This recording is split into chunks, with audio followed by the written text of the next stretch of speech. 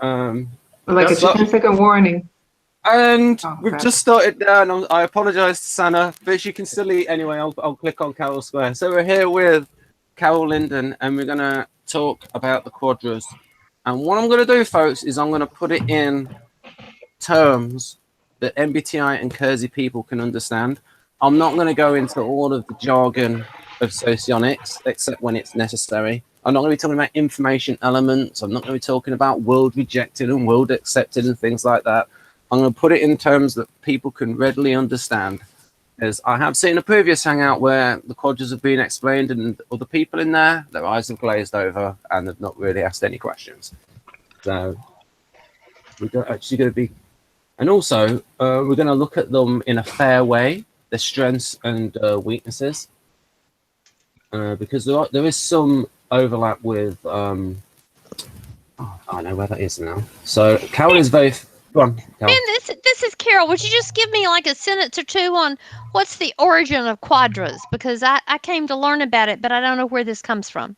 Right, okay. So the origin is just the 4 types, it's a small group, so a group of 4 that share all the same functions. And what I'll try and do in the hangout, instead of saying like alpha quadra, and so you don't have to translate, oh, alpha quadra means SFJs and NTPs, I'll just quickly say NTPs and SFJs, and then people can then convert that. Because this is for helping to spread some socionics ideas. So if we want to spread the ideas, we want to be able to communicate. So we want to lessen the amount of jargon. And we can also mention when... To the groups with temperament? Yeah, well, no...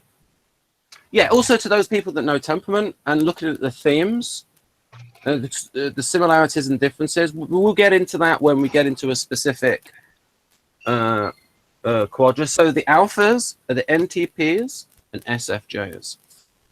So, and Carol knows, so these are the interaction styles of the alphas. Now this is in Keirsey speak, but you'll be able to, you can tell with, you got collaborating and accommodating. So you know what those are, Carol. So, yeah. And so, but I'll say for the audience that don't know interaction styles as well, collaborating is a get things going interaction style, and it's about moving people along with enthusiasm. It's suggesting various options. It's not directively guiding people, and accommodating. And so the collaborative aspect of that is it's more expressive and it's about options. And the accommodating part is more reserved, but it's like it's just offering people options and suggesting things rather than directing people. And from a functional basis, the way these interaction styles come about is the STs and the NJs are directive, because you've got a combination there of well, you've got the NI, which is the direction. So it's like all of the NJs are directive, and with the STs, they've not got the feeling aspect part of it. And so the only directive feeling types are the NFJs, but that's because of that strong NI. And also they are directing people for the other person's sake. It's not for their benefit. It's like what they see. So for instance, when someone's counseling someone and directing them, it's for, it's for a good reason. It's for like to help the person. And the same when somebody's in the role of an educator. Anyway, so this is the interaction. We could say that the interaction style of the Alpha Quadra is, it's not pushy. It's informing. You've got a combination of collaborative with ENTP and ESFJ, and informing, accommodating with ISFJ and INTP. Now, there's a difference in terms of temperament with SJ Guardian versus NT Rational, but the way they but their interaction is quite similar. Now, I have some other slides to go over some themes of this. So they all share, you can see from these little codes here that they all share In fact, I have a better one for this. I'll get to that in a moment, but because I want to go through the slides in order. Okay, this is an example. I've got to go to that in a moment. I've got to show what alpha means. So these are the functions. So I'll let you comment on. I'll let you take that in, Carol. And oh, she's gone. Something would have happened. Right. So, oh, Rachel is here. Very good. So we're talking about. Where are we at? We are being recorded, and we are talking about quadras, and this is the alpha quadra.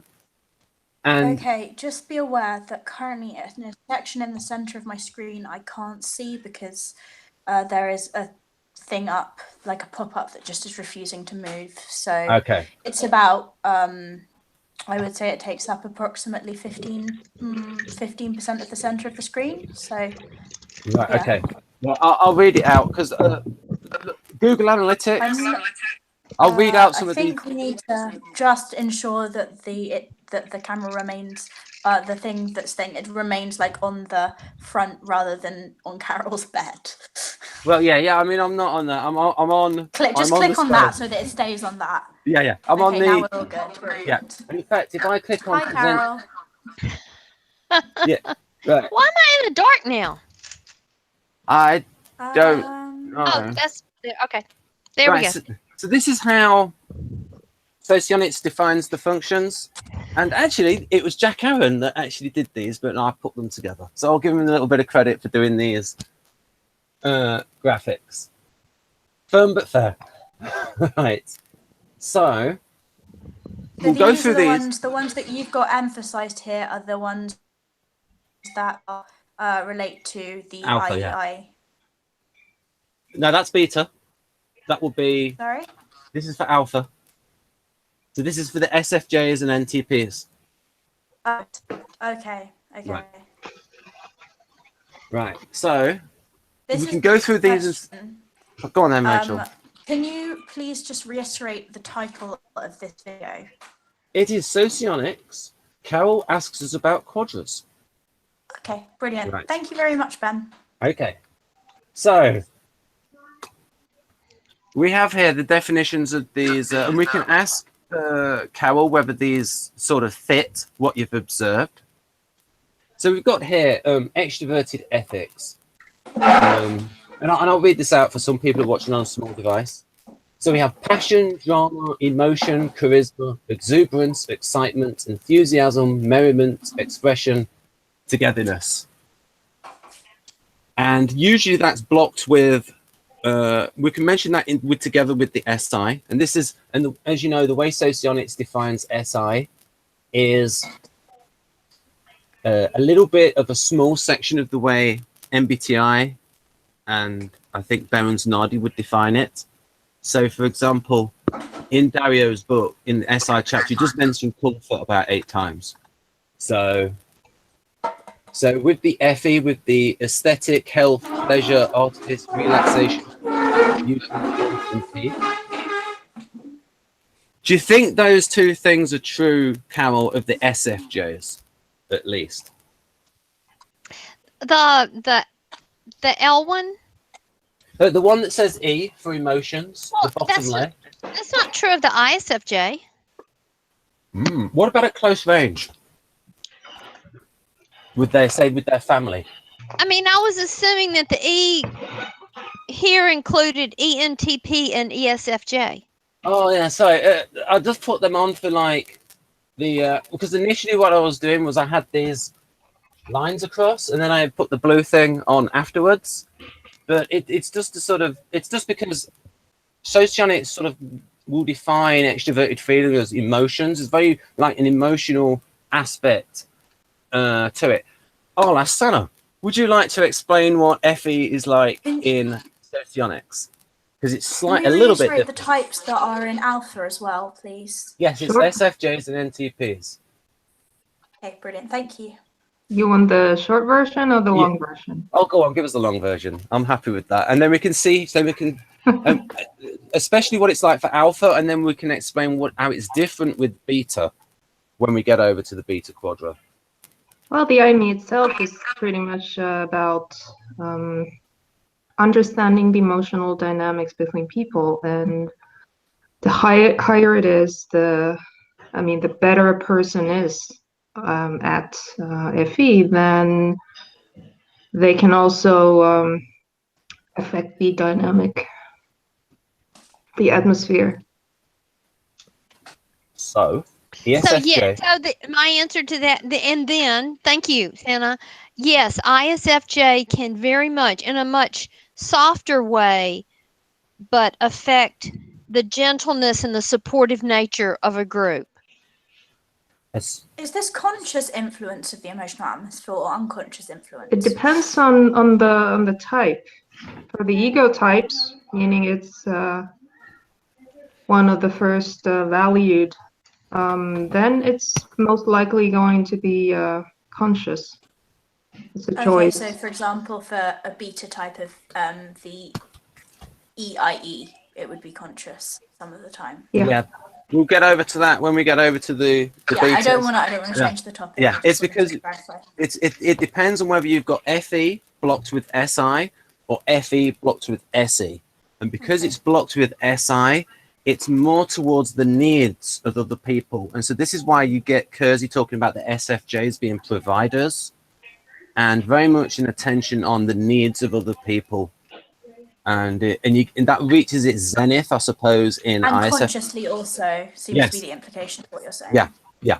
Because it's about their self-image as well. It's about being about friends and family and helping people. And there's a big theme. And self-image refers to ego? Yes. Yeah, and I would say that... Hence ego block. Yes.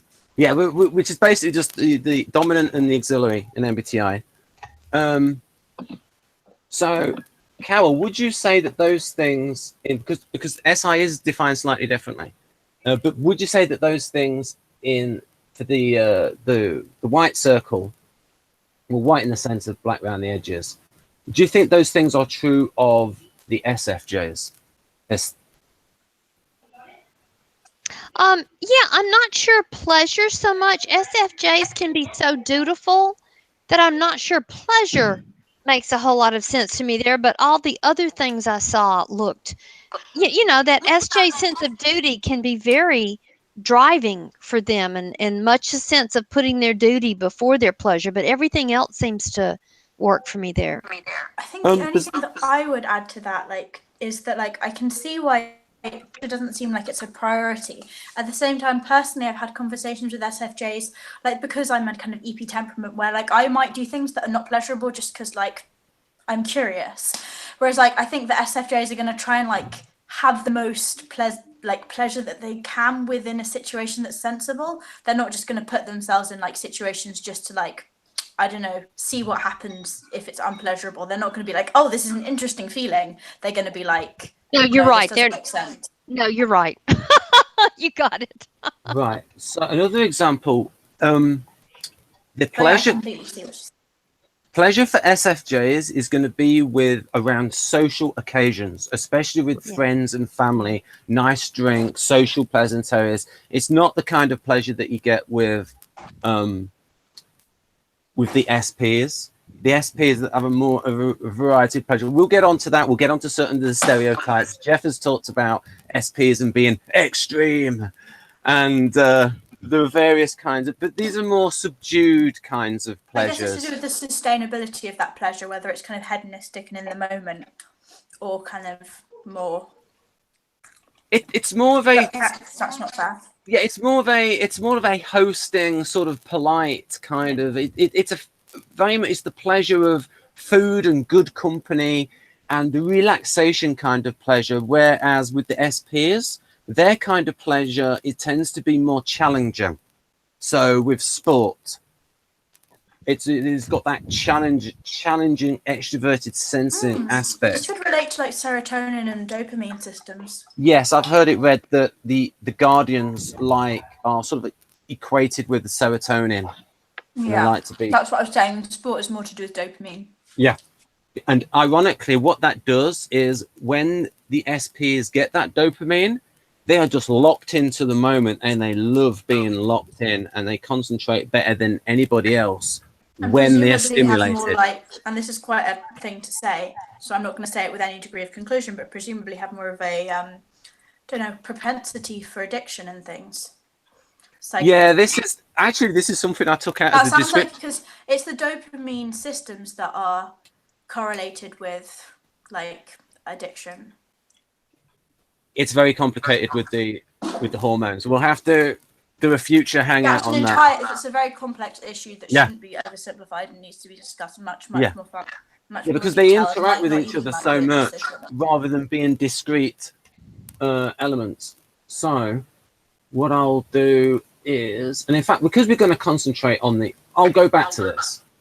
Are we going to stick on alphas for now, or are we going to move to betas? Yeah. This is all the alpha folder, but what I wanted to do was sort of concentrate on the FE and the SI aspect.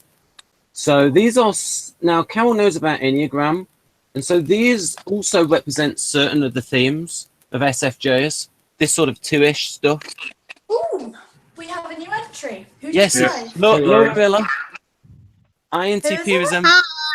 Laura Miller. Oh, I can't see her face. How unfortunate. Laura, you're in Right. shadow for some reason. Why is Laura in shadow? Oh, she's Laura! there. I know Laura. Maybe if you double click on the center of the screen, it might shrink When you're in things. Laura, when you're in the small square, it's dark, but when you get in the big square, we can see you. But welcome. I've talked to you on the Facebook group. Nice to meet you. Can you see my face now? Yes, thanks. Yeah. You're in a little bit of a halo effect because you've got a big light behind you, but you can be seen well enough. There she is. Right. So I was just saying that certain themes of I thought I'd built. Now, really, these slides are for Enneagram, but they do represent certain of the themes of, say, the SFJs. Ow. Now, Laura, you're a good person to ask because you know Which Enneagram? Elena. This You is know two. Elena quite well. Elena, the Socionics ESFJ. Yes. And and you may have seen her socializing. Yeah. What is she like when she socializes? What degree? How does she express fun? How does she express fun? With a big smile, lots of enthusiasm. She's like really generous, giving food and stuff, and kind of like I bought some chocolates here. Try some. So She posts a lot of pictures of herself, just doing things on Facebook. Like I went here and I danced. I went to this event. I went to that event. This relates to Enneagram. yeah, it's a little bit, but with Elena, it's almost like that thing of like with the SJ mentality of you do your work and then you can relax. But it tends I think to be, other types don't have that dichotomy in the same way. Well, she's kind of very, work hard, play hard kind of. I think one thing that's like quite useful to mention, though not entirely relevant necessarily to that, is that I think other types, like particularly NTs, might kind of feel that their work and their play aren't very separate at all. unless they're watching television, unless they're watching like humorous programs, they're like Hitchhiker's Guide to the Galaxy or Big Bang Theory, or they go towards like those kind of programs which are It's infused just like with. my experience, like in my family personally, I don't know Right. how it relates to typology, is that there isn't a division. Like our work is what we enjoy. And I'll tell the Yeah, audience weird. that It's Rachel's like that too. Her like she works hard, but then she's the kind of person that can make it fun and interesting. That's lovely. And so, would you say, Laura, that fun for Alina very much involves socializing with people, and there's food and drink involved, but not in a sort of extroverted sensing way of getting completely sloshed, but of Oh, a no. stereotypical. More of an introverted sensing way, like is everybody comfortable? Does everybody have what they need? Is everybody having a good time? Not getting sloshed and wasted, but just having fun and enjoying the atmosphere. Technology's been my life. And so apparently the NTPs, they like this kind of atmosphere a lot better. It's sort of like eventually bring them out of themselves rather than an atmosphere that's a bit more competitive and, oh dear, it's hard not to go into stereotypes because I am this. It's that we can see SFP behavior sometimes as a little bit intimidating and as a little bit coarse. So... Can you kind of elaborate a little bit more what you mean by that? Well, actually, I think you're good at explaining that, Laura. So you could be bigoted for once about the SPs. Okay. Well, I mean, I guess I just wanted to see your perspective, though, to see if it lines up or if it's different.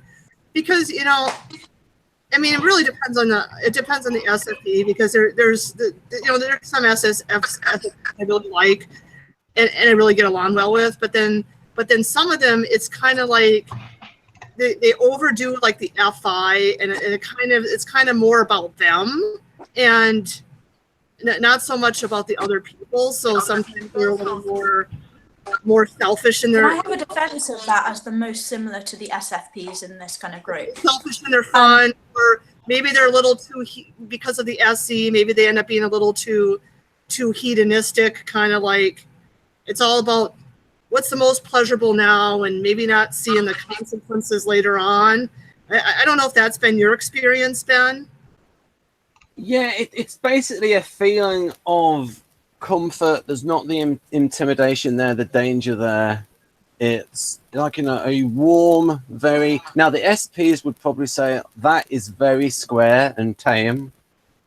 I think that sometimes, like, SFP behavior in that way can be motivated from a place of fear. I think that, like, if you have very strong FI, then you're going to see like doing against you, and that's quite a scary mentality to have. And you're also going to like see things very much in terms of like your physical experience in the now. So the intention is certainly not to disrupt other people's lives. It more comes from an experience of the world that's perhaps less stable than than kind of anything else. And like, whilst it is quite selfish, perhaps in some ways it reflects the kind of selfishness that we all have and try and temper through culture and through like maturity and things. Right. That's just a perspective of how long is this hangout supposed to be? Well, it depends on how much time Carol can give us. Oh, it's not all about Carol, but I will hang out for 2 hours. Oh, excellent. I just make sure we don't overdo it with Alpha. Thank you, Bradley. Speed through the other 3 quadrants. Thank you, Bradley. So what else? Thinking that giving away the structure. Because I'm also adapting to Carol, and even though it's out of order, it's actually I think because I think Carol wants the big picture view, so I think we'll start with these graphics here. So I'll give you some time, Carol, to read through that and comment on it. Well, it's just that this is totally new to me, but don't go slow for me. If these other people know about it, Ben, don't slow them down because of me.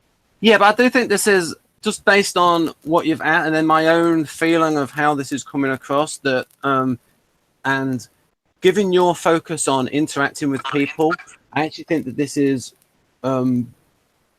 within your field of interest, the way this is framed. Can I ask a question afterwards? Yeah. About romance styles and alpha? Yeah, when we get on there, yep.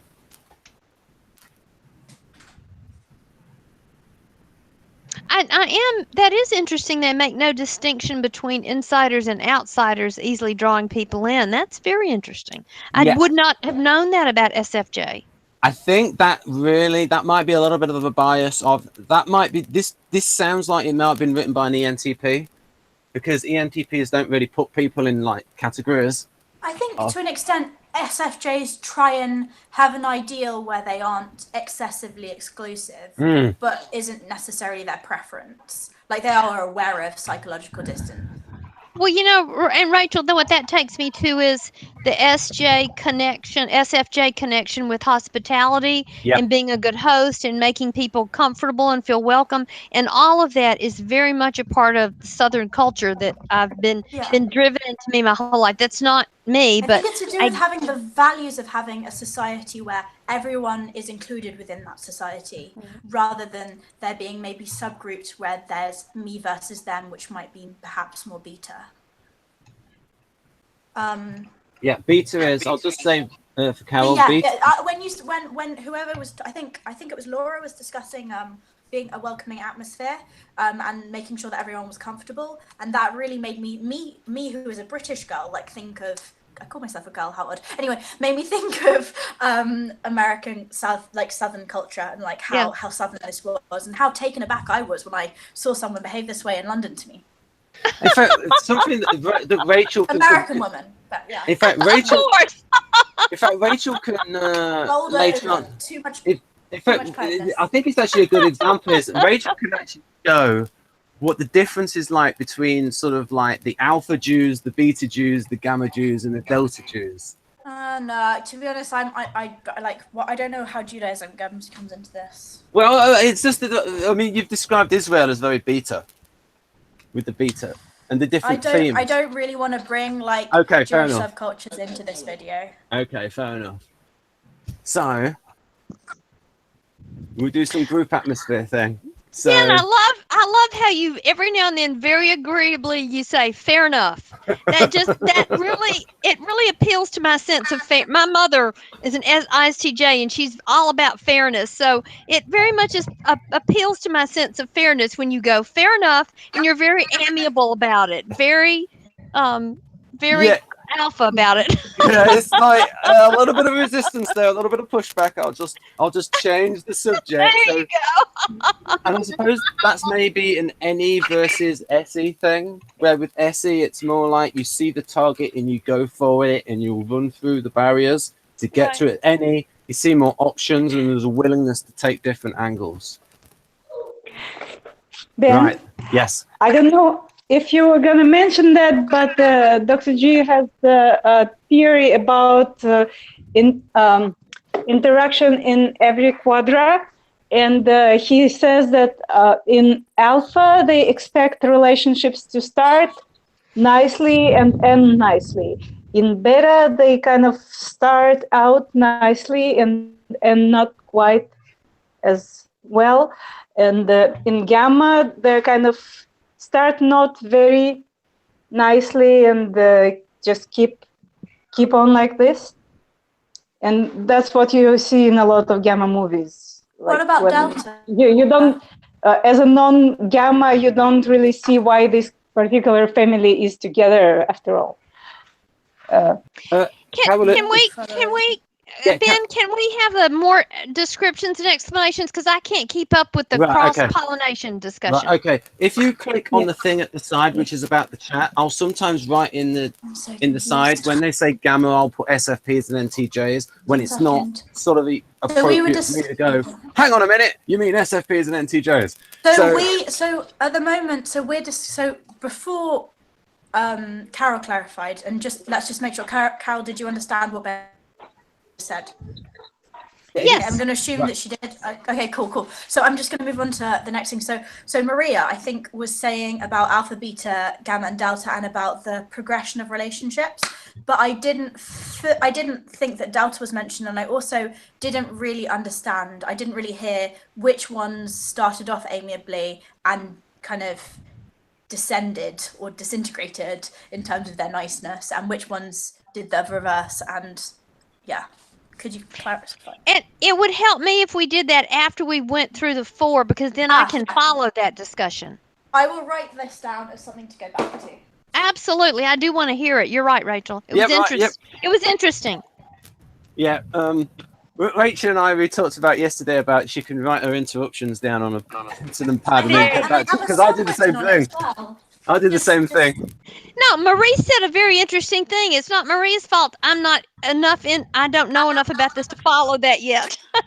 Right. So yeah, if we concentrate on the alphas for now, we'll get into that. The betas. Why do we define things? So what I was going to say is that Ben's way of behaving is consistent with that. He kind of wants to always keep it agreeable. Mm-hmm. Absolutely, I saw that. Yeah. Okay. Yeah. Can you hear me? Yes, we can hear you, Rachel. Why do we divide things into quadras in the first Because it's because Socionics was created by an ENTP, and it's very it's very NTP, and it's very, and as you know, Is it just because they like to categorize things? Is that what you're saying? Wait a minute. NTPs are very deductive, and all of these, and they love deducing from the functions. And so, the alphas have the same functions. They all have FE, SI, NE, and TI. So therefore, there should be some similarities because we deduce all of these values based on the functions. Is the idea that you feel most comfortable and people end up hanging out in groups with people in the same quadras then, in terms of friendship circles or something? I would say, and we'll get onto this later, I think when the people are well developed. So for instance, an INTJ like Dario, who has developed FI and SE, he is very much open to experiences involving the SFPs. But I would also say that the SFPs who are, shall we say, more mature, more erudite, they're going to be more open to discussions with NTJs. Otherwise, they'll end up being poles apart. So you're saying that because they have kind of inverse functions, the types that are found within the same quadra, in undeveloped types, the differences between, for example, the SFPs and the NTJs. Sorry, the SPs and the NJs in beta, for example. Don't know why I keep bringing up beta. Will end up with conflicts between them in terms of not understanding each other and not being able to have sufficiently developed other functions to be able to kind of cooperate well. Because they don't understand when they are developed, this is the most balanced way of these people interacting. Because when you said that initially, my first question was, if you're developed, surely you should be able to interact with people of lots of different interaction styles and not merely choose people that fit well with you according to like this theory. Victor's mentioned this about neighboring quadras, and when people do round out more and also not just develop their lower valued functions, so their tertiary and inferior, but also get more of an awareness of their shadow functions, then they learn to understand other people better because they understand themselves better. So when you say shadow function, I'm assuming that if your NE lead, your NI would be your shadow function? Yeah. Okay. So it's the introverted version of your function, the opposite of so if you have an extroverted function, it will be the introverted version will be your shadow. It's the one that you don't have a preference for, but you're using consistently, like below the surface for anyone who's watching. Right, okay. So we'll mention it when we get onto the... Go on, Mira. Yeah, I was going to quote Dr. G that he thinks that the natural communication group is the club, like the discussion club, like MTs, STs, and SS. And I would also add that one of the easiest groups for communication is the supervision ring, but not necessarily the quadra. I love how this is above 80% of our heads, and we're can't get this. Very awesome knowledge. Well, I was going to add to that intertype relations and romance styles are very different from quadras. So although quadras can sort of be used to describe communication styles, it's more about processing styles because the real takeaway is that because each quadra values different functions, when for instance I'm a delta, and whenever I talk to betas, it's sometimes we can't even communicate. So it's it's not like we don't like each other and we can't get along. It's that I'm saying something We're understanding things differently. Right. Is that the quasi-identical? Yeah, the quasi-identical is... Because that happens really frequently, me as an IEE with EIEs, where we think that we're almost exactly the same, and because of that, there's so many miscommunications. Yeah, so basically... We're ever so slightly misunderstanding things such that it kind of changes the entire meaning, but that's not very easy to Yeah, you have similar interests. Maybe you can explain what I mean in a bit more detail, because it's not very clear said to people who don't understand.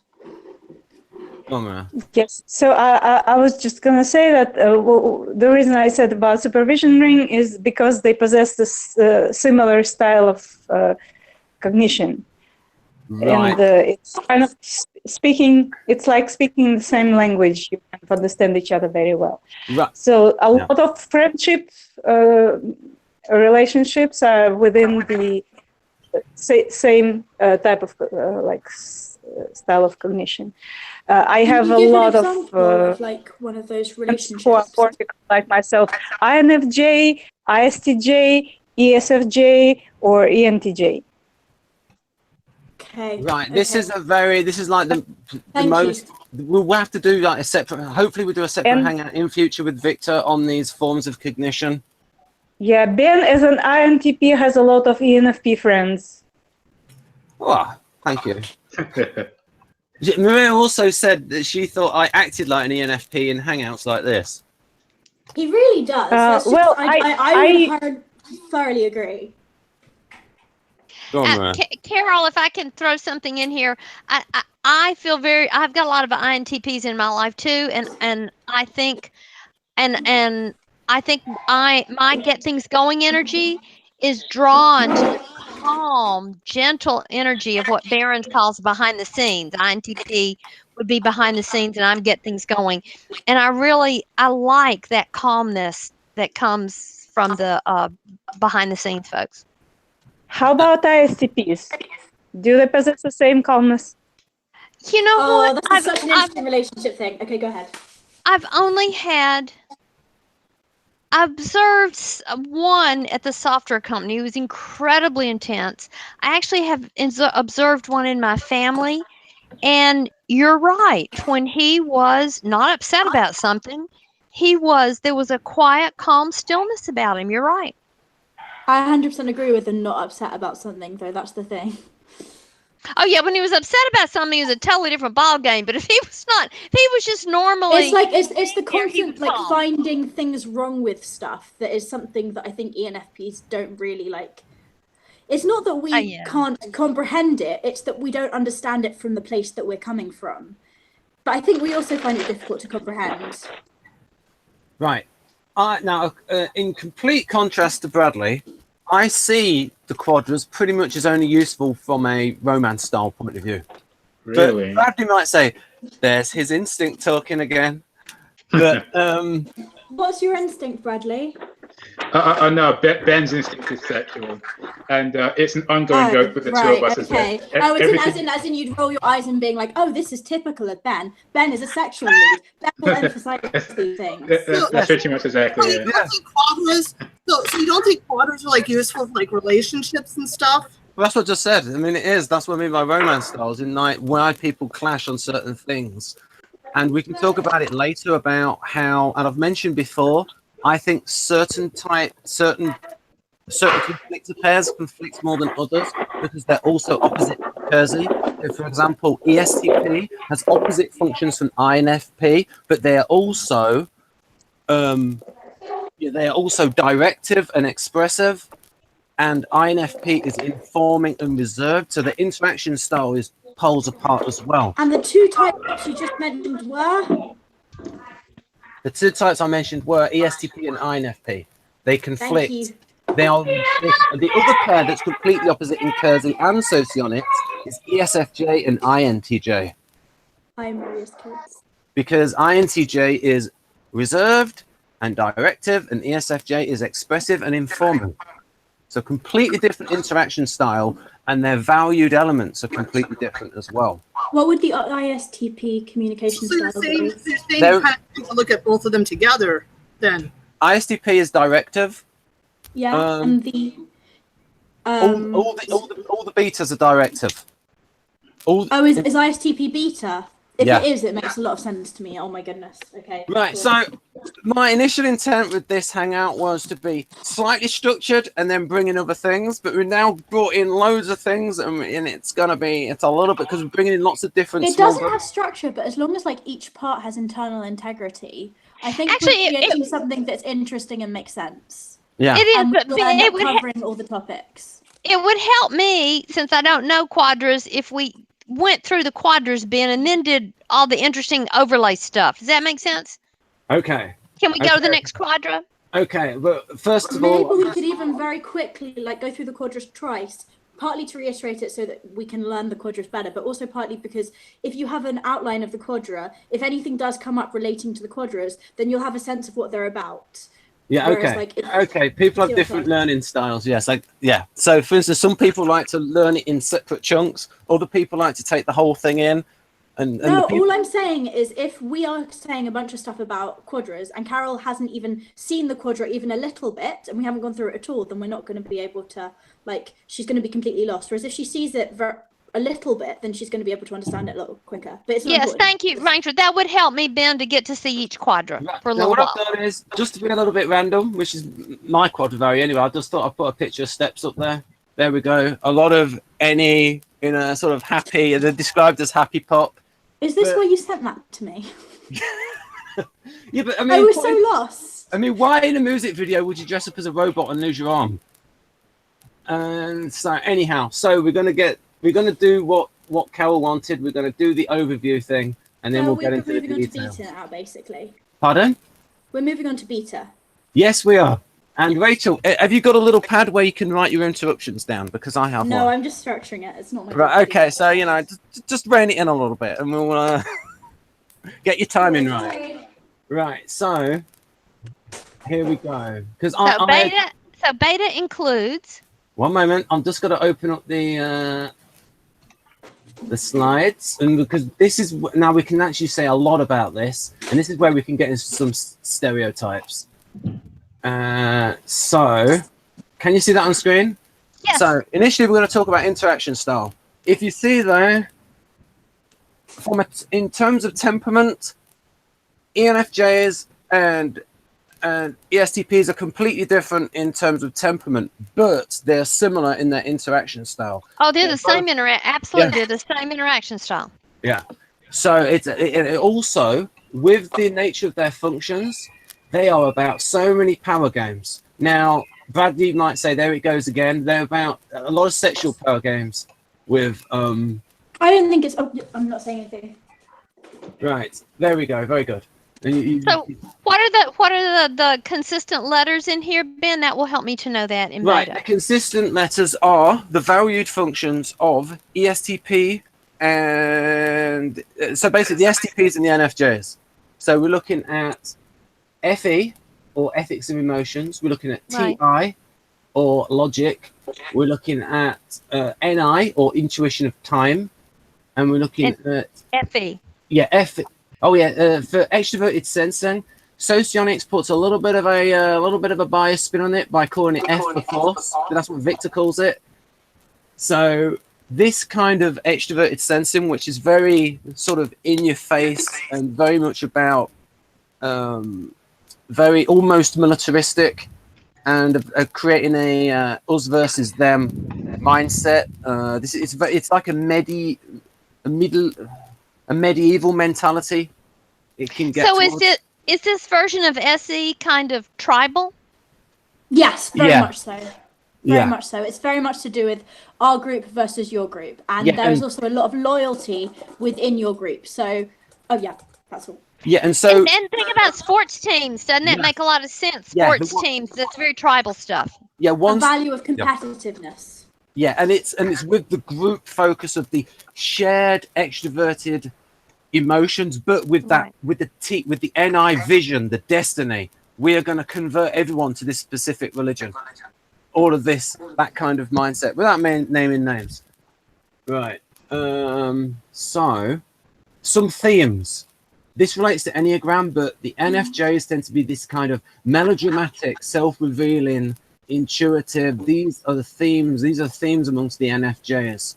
Passionate. I think the thing that's in common with these kind of things is I think the aristocratic has been like thrown around as a word, because there are different ways in which you can like be emotional, and one of the ways that you can be emotional is to do with your position in society and to do with like being sensitive to moving up a hierarchy or whether you've been slighted.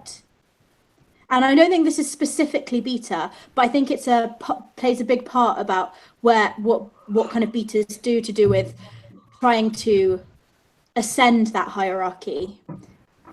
So Sana, you identify as an IAI. Do you agree with what Rachel said there, or do you have your own point of view? Which part in particular? What she said there about betas. In fact, you could tell us now. What do you think are the essential elements of beta quadra? Well, I don't think you're completely off. You did not mention that some of the Keirsey types don't actually correspond with the socionics. Like ISTP is not really LSI. Yep, agreed.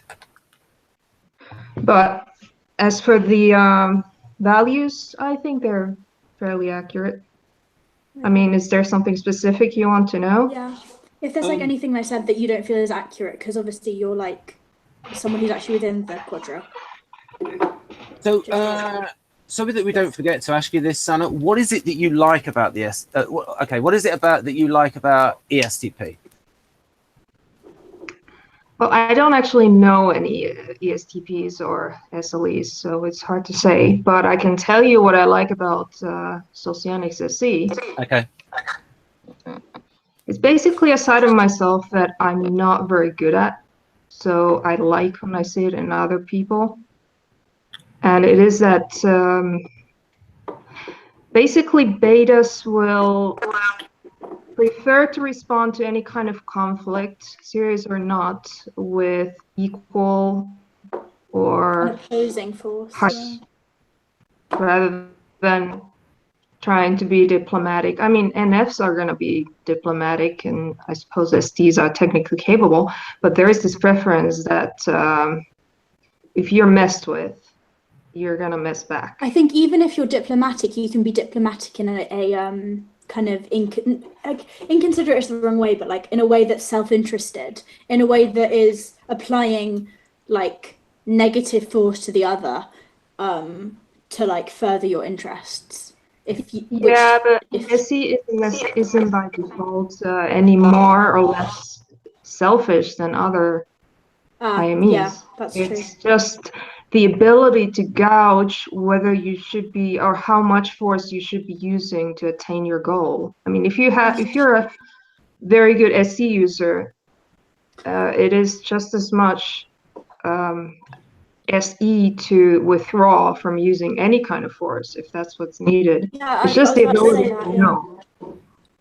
Right, so I'll say that certain ESTPs, the only thing I wanted to say, certainly like certain SLEs that I've seen have been, and this is the final thing that I'm going to say because I've said quite a lot recently, have this ability to be extremely calm when they don't need to engage like a force, and almost like eerily calm. And I've seen that consistently when I've seen people like that who have violent tendencies or who are that way inclined, and who know how to fight. I mean, just because you're beta doesn't mean you are violent. It doesn't have to be, physical force either. Yeah, it's also this assertiveness.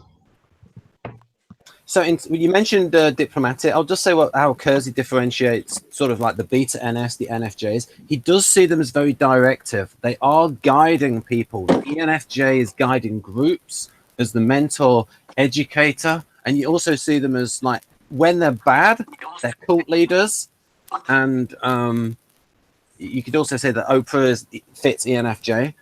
And I believe that. I think she's the prototype. Yeah. Beautiful prototype of the NFJ. Look at all she's accomplished. Being, directive and in command. Just look at what she's accomplished. Okay. Also, I would like to ask, since go on. We have alphas and deltas here, are you competitive? To an extent. When necessary. I have to be forced into a corner before I'm competitive.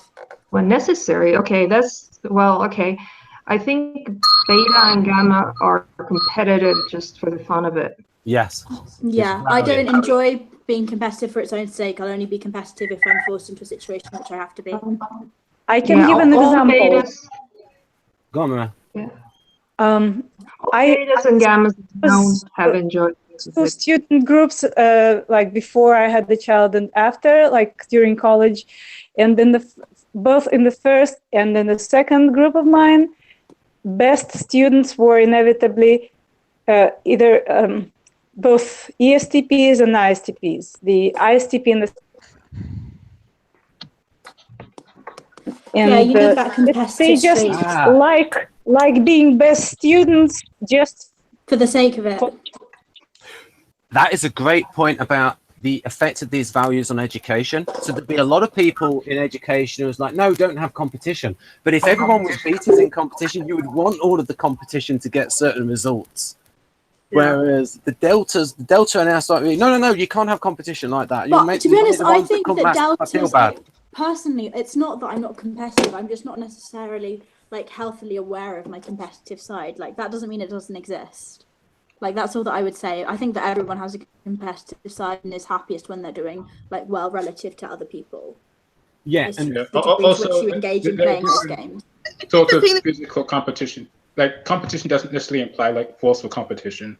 Exactly. You can have like a mental competition, or like you can have competition other more subtle ways. I think deltas are type like a quadra that's likely to say that everyone has value regardless of like where they are on the hierarchy. Whereas I feel like the EPs like to be competitive. So for instance, ENFPs in certain situations can be competitive, even in their role at the champion. They have to compete against all of the obstacles they have to go through in order to achieve that. It's different types of competition. Yes. Competing against yourself and competing against like where your position is can be different, and I don't know which we're referring to. Yeah, because there's an EP in each quadra. So for example, ENTPs can be competitive with ideas, but it's not going to be. I have not met many super competitive ENTPs, but yeah. Well, I mean, just on the level of ideas and discussion and debate. Yeah, they have to be right in that context. Yeah, I mean, Keirsey wrote about the ENTPs can annoy their friends if they employ debate tactics. I was about to say that's really annoying. Yeah, so this is where the socionics idea and the Jungian idea of, now they call it temperament, I call it mindset, so we don't get it confused with the Keirsey and Bowen's temperament, where you've got the EP mindset, which is flexible, active. And there's a little bit, so this is the SE DOMs and the NE DOMs, where they can have some similarities between them in that because they're both flexible and active and like to do stuff in the world. It's do just we have anyone that disagrees with this perspective? I'd be interested.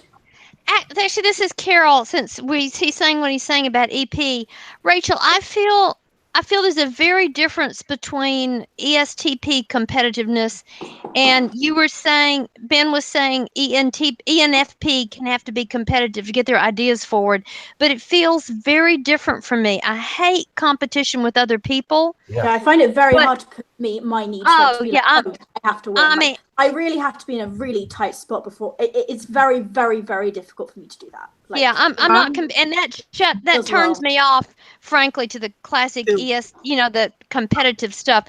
But you gave me an idea.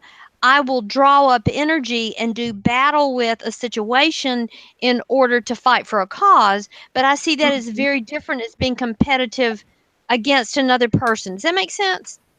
Yeah.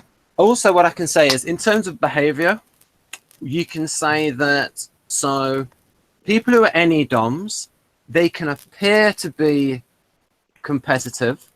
Somebody from the outside might say, oh, you're aggressive, but it's like they're just trying to bubble forth and get all of their ideas out, is because they're a fountain of ideas. And you may have noticed that with Rachel here. And so you can get that where you have a fountain of ideas, but they're not doing it they're doing it because they're just expressing themselves in the moment. But I see that as different from being competitive. I see being expressive and engaged as being a very different energy from competitiveness. Yes. Yeah, I just sort of meant with competitive with ENFPs, maybe I meant was they're competitive against the obstacles they have to overcome. So if you think of them fighting for social change. Yes, but I think y'all got an insight there. And that feels to me to be a very different kind of competitive energy. Yeah. I guess like in this situation, Anybody hear me? Yeah, we can hear you. I've been trying to say something for the last couple of minutes, and I feel like nobody's acknowledging me. No, it's just too much of me going on. Sorry. competition here. Yes, it's floor is a yours, competition. The floor is yours. All right. Please. Well, I wanted to make sure my microphone was working because I had this happen in another chat where I kept trying to say something and nobody was hearing me, and it turned out like I had like the sound was disabled, but that was somewhere else different. So anyway, what I was going to say about competition is it's like I don't like how oftentimes I feel like I'm being forced to compete with people, and I don't like that. It's kind of like in school, you got to compete against your fellow classmates to get the best grades. Or if you're graded on a curve, you're forced to compete with people to go to a certain college. You got to compete with people to get certain jobs, and you know, just that whole idea behind it kind of makes me uneasy. Why can't just everybody kind of help each other out? Everybody wins in the end. And however, I also find, I guess, that I do have a competitive streak because I don't want to be left behind. I don't want to be worse than everybody else. You know, I don't want to be made to feel inadequate. So in my head, I'm constantly comparing myself to other people. Kind of, where do I stand? You know, even though I wish I didn't have to do that in the first place. You know, I kind of wish that everybody was on an equal level. But I feel like society doesn't always work that way. And yeah, I don't want to be seen as a loser by people. So Yeah, I love that. Can't we all just get along? Can't we just all be nice and get along? No, but I think it says something about the education system, like, and maybe the way society is structured, and doesn't necessarily have to be structured, because some of the skills for success, and this probably relates to what Carol does actually, is the ability to cooperate effectively with people and work in teams. And you don't always have to be the best person at any particular task. You have to be able to collaborate effectively, like in the long run. And that's a far more useful skill in many instances than competing for a relatively irrelevant skill set. So I think that's actually, I think that's a really relevant thing that like we picked up to do with like society, which isn't like obviously, and maybe this is my type's perspective, and therefore it could be useful simply as my type's perspective, but and it probably is, to be honest. But yeah, it's like, it's an interesting thing to consider. Yeah, so for example, the type best at being competitive is ESTP, but they're also one of the worst at being cooperative. So there's always this theme in human history of competition versus cooperation. So I remember Robert Winston talking about those as two survival strategies: cooperation and competition. What I said, that what I said is typical for my type, or Yes, I mean the alphas don't really like competition because it's competition involves challenge, and It's not comfortable. the SFJ is they want to have a good time with their friends and family. I mean, you can sometimes come out, say with ESTJ. ESTJ can get involved in sport, but they've got that strong, unconscious, creative, extroverted sensing, and it's a way for them to gain status. So that improves their position in the hierarchy. And the STJs are all about the hierarchy. So we'll get onto them in a moment. So here, we've got Putin here. Very beta, very extroverted sensing, but we'll also say in terms of Enneagram, he looks fearful as well. Now, here is another beta. I asked Maria about this woman, definitely SP. She is 80 years, as you can see, 80, and she's giving Putin the eyeball. She has a lot of extroverted sensing. Do you know who this is, Carol? No, it goes on. I've lost us. I've lost us in Chrome. I'm sorry. I'm going along the tabs trying to. Oh, it's a little. No, that's not you. Right. Anyway. I can hear you, but I've lost us. So who is the woman in The woman on the screen is the first woman in space and the only woman who's ever flown solo into space. So it's Valentina Tereshkova. And like I said, she's eyeballing Putin. And there we go. So you can see the powers. Now, Keirsey mentioned something about the impish grin of SPs.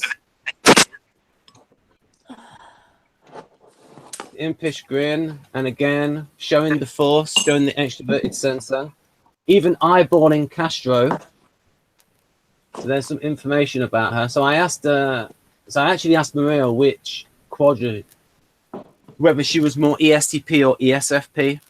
So this is an example of like tough beta quadra, and they're qualities of just handling great stress.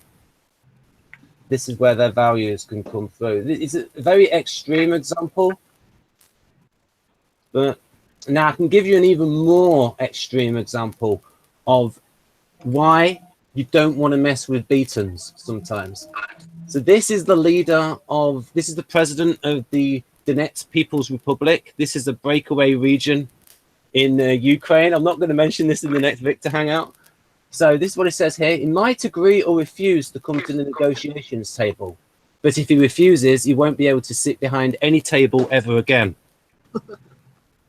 And so you look at his eyes. When we compared them to Putin, how his eyes like hurt him. Can you That is move it slightly up because I can't see it because of my thing in the middle of my screen? Okay, I'll move it to the side. This is some No, serious up physically like that. there. Thank you. That's good. ESTP eyes. Right, so, and then they're saying that they blame Russia for everything. Now, this is where he brings out some powerful ethics of emotions to guide the group. We've never killed a child or pregnant woman.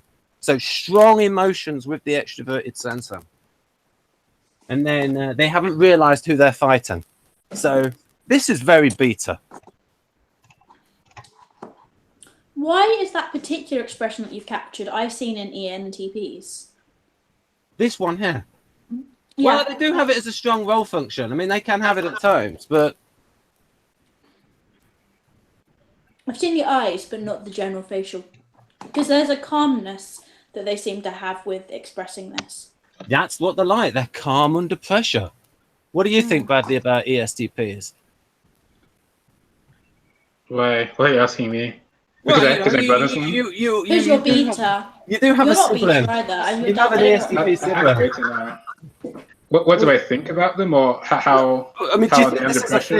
thing? The way they can demonstrate themselves. Now, obviously, this is an extreme example of when you have. Or what I mean is an ESTP in an extreme situation. I think that they're relatively comfortable under pressure. I'd say that. Like, I wouldn't say they're comfortable, Right. but I'd say they're. I mean, it seems to suit them relatively well. I'd go so far as to say that they sort of like having. Necessarily want to be. I think it's more like they can deal with it than they want to be. Well, I was about to say, sometimes they do want to be. At least for my brother, sometimes he wants people to get riled up with him. Yeah. So like, you know, he's having an argument and he wants other people to like rise to his level of enthusiasm. So I think they'd rather be under stress than bored. Or, no, sorry, I'll correct that. They'd rather be. Do we know any people who bored. are like ESTPs that we can bring in as examples? Well, Jeff's son, who's ESTP a lot. Oh yeah, we could get Morgan in. Yeah, but you know, he's so ESTP that he might not want to join. We could get him in for like 10 minutes. I'll send the link to Jeff and he can try sending the link to Morgan. I don't know. I think it'd probably be more effective like to poke him with a broomstick or something, but yeah. Could we bribe him somehow? You could bribe him. You can bribe all SPs. If it's enough. Well, you do Alright, know so what the is best Carol way. coming back? Go on, Hello? Sana. Sorry, go on. Yeah. You do know what the best way to get beta to agree or to do something is, right? Go on, tell us. Make it into a challenge. Yes.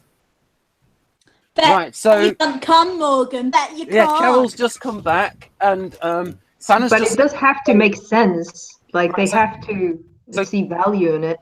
right. So Carol, Sana's just said that the best way to motivate a beta, so NFJ and STP, is to offer them a challenge.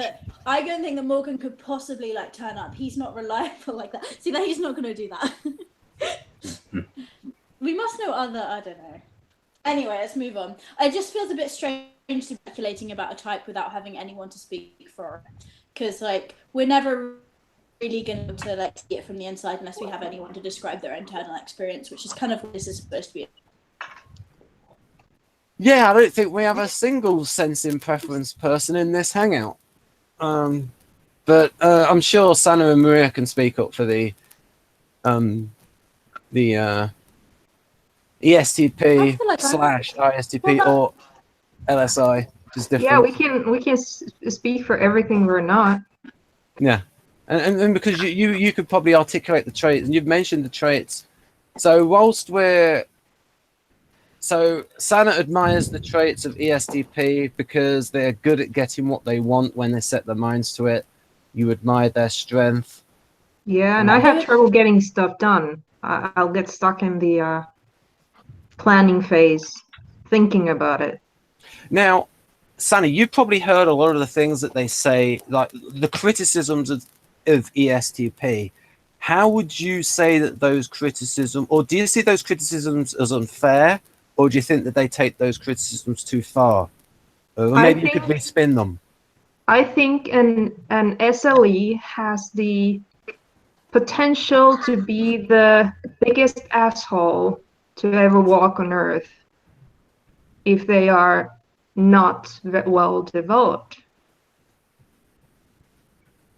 Oh yes, I'll just say there was a guy called Professor Kevin Dutton. He wrote a book called, now I'll switch it around so it doesn't sound as bad as what it does when I say what the title of the book is. He talked about how this type was the most likely to be a serial killer in one dimension, but in an alternate reality to be the hero, the total hero that saves the day. I think it's just to do with the advantages. Right. Things that I'm stated. So there is a spectrum of sociopathic behaviours. These behaviours are advantageous in certain circumstances and disadvantageous in other circumstances. And so, yeah, that's the thing. I was so just about to developed, say, like obviously people who are developed can be a benefit to society, like, and use those traits to their strength, and people who aren't developed are going to kind of be destructive. yes, it depends on the society whether it values those things or not. So you can get societies that are very big. Not just that, whether you're able to implement them in a useful way. But yeah, everyone else speak, please. So anyway, that's my answer. Ben? I mean, yes, go on, Carol. I'm sorry, finish, Sam. Sorry, finish, Sam. I thought you were done. I don't know if I'm lagging. Like, I also feel like I need to get on to. I'll just morality say what can be both limiting in the number of options it gives you to behave in certain ways, which sometimes isn't the sensible thing to do to very rigidly adhere to a strict code of morality, and sometimes it can be 100% necessary. So that's kind of the kind of with LSLEs being FI break, the kind of, as well as them being good at applying force, is the kind of thing that we're kind of up against. Right, I'm just going to say one thing. This is an important thing. So Professor Kevin Dutton, he wrote a book. Now, let me explain it properly because it sounds bad initially. He wrote a book called The Good Psychopath. And he presented this program on Channel 4 called Psychopath Night. And what he did is he presented a scale, a psychopathic scale, where what he showed was that in a different dimension, a psychopath, their traits that they have can be very useful traits. And so he talked about the positive traits of psychopath. That's why he called it the good psychopath. And basically what I realized what he was describing very early on is describing ESTPs. And he gave examples of famous ESTPs throughout history with these traits used well. So he said Winston Churchill, Patton. He talked about James Bond, where so that's why he called the book The Good Psychopath. So it's depends on the environment that they're in. And as you know, with all types, we have developed and undeveloped and the good and worse versions of those types. Go on, Rachel. It listed like several different, I think what they did, it was kind of, it was like, they had like 0 to 100 and several different effects of what would make up psychopathic behavior. And what the book said was instances in which those behaviors were adaptive. And how you could be a psychopath, 100% theoretically at least 100% a psychopath in certain aspects of of which unfortunately I don't remember, certain aspects of it. And those different dimensions, as it were, of psychopathy related quite well with different traits that are associated with ESTP behavior. Yeah, even Jonathan says this. Where even Jonathan has said, and he likes ESTPs and his INFJ preferences, that a very high percentage of psychopaths would also be classified as ESTP. But in talking about their good traits, so calmness under pressure, you can have fantastic surgeons, ESTPs, and Maria was mentioned. Ben, I had a ESTP client who was quite admirable.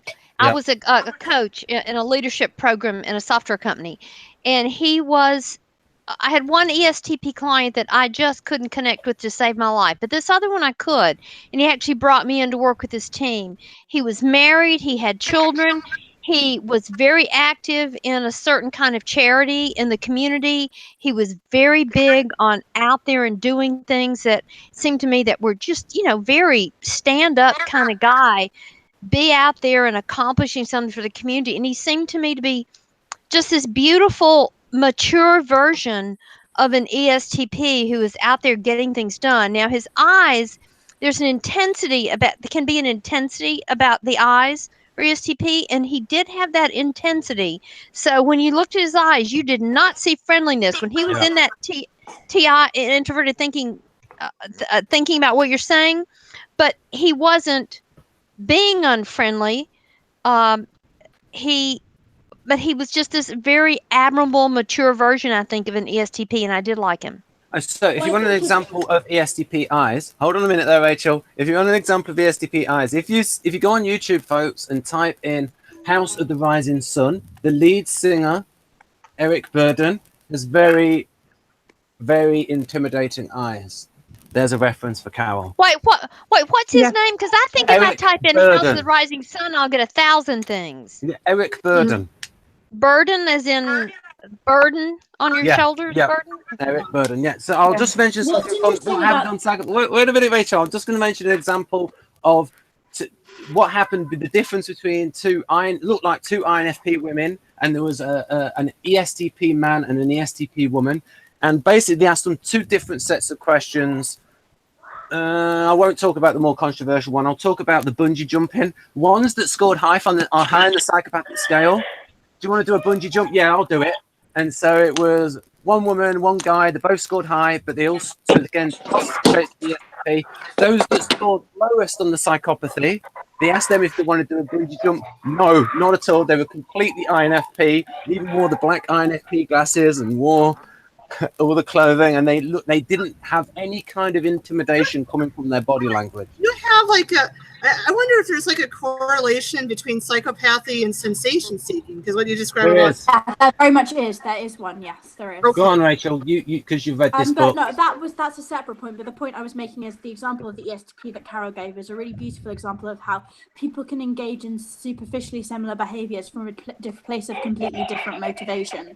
So, for example, the ESTP may have just worked out that this is the way he wanted to act because it was logically consistent, and that's one key trait of kind of psychopathy, which is that they're often likely to make decisions based on what is kind of a kind of sense of causation rather than a sense of kind of what they feel is morally right.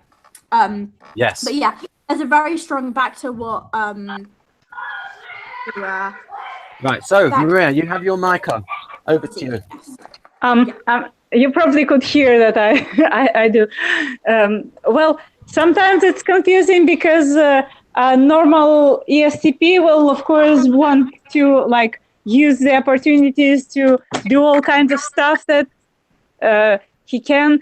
But sometimes, if it's not too extreme, like ESTP who comes to USA from Japan would want to play golf and baseball and stuff like that. But then he will see a lot of INFPs in the same fields who would also do all the same stuff. Not necessarily football, but all the rest. Because they also like doing stuff. If you want That's just a counterexample, if you should. Not important what I'm saying. Go ahead. Actually, if I can add to what Maria said, I once did a workshop for the landscaping crew of a software company. And if you can imagine, the typology of the landscaping crew was totally upside down from the typology of the rest of the groups in the software company I worked with. And one of the largest, other than the STP, the other largest group within that group were INFPs. You won't believe how many INFPs there were in the ground crew. And that just really threw me off. But they go to sensing in their creativity function. And I think they liked the introverted nature of it and being out there, and their creativity function is introverted sensing. And that was how I made sense of it. But it was incredible. It was an STP and INFP group. Well, On the this might be an instance where there's Santa a lot might. of similarity between Wait a minute, wait, one conflictors. at a time. Go ahead, Maria. I just said that when it comes to lifestyle-oriented things, you see a lot of similarity between conflictors, and they actually a lot of agreement. That's interesting. That's very interesting. Go But- ahead, Ben. Yeah, they will do the same things, but sometimes in a completely different way. That relates to quadras.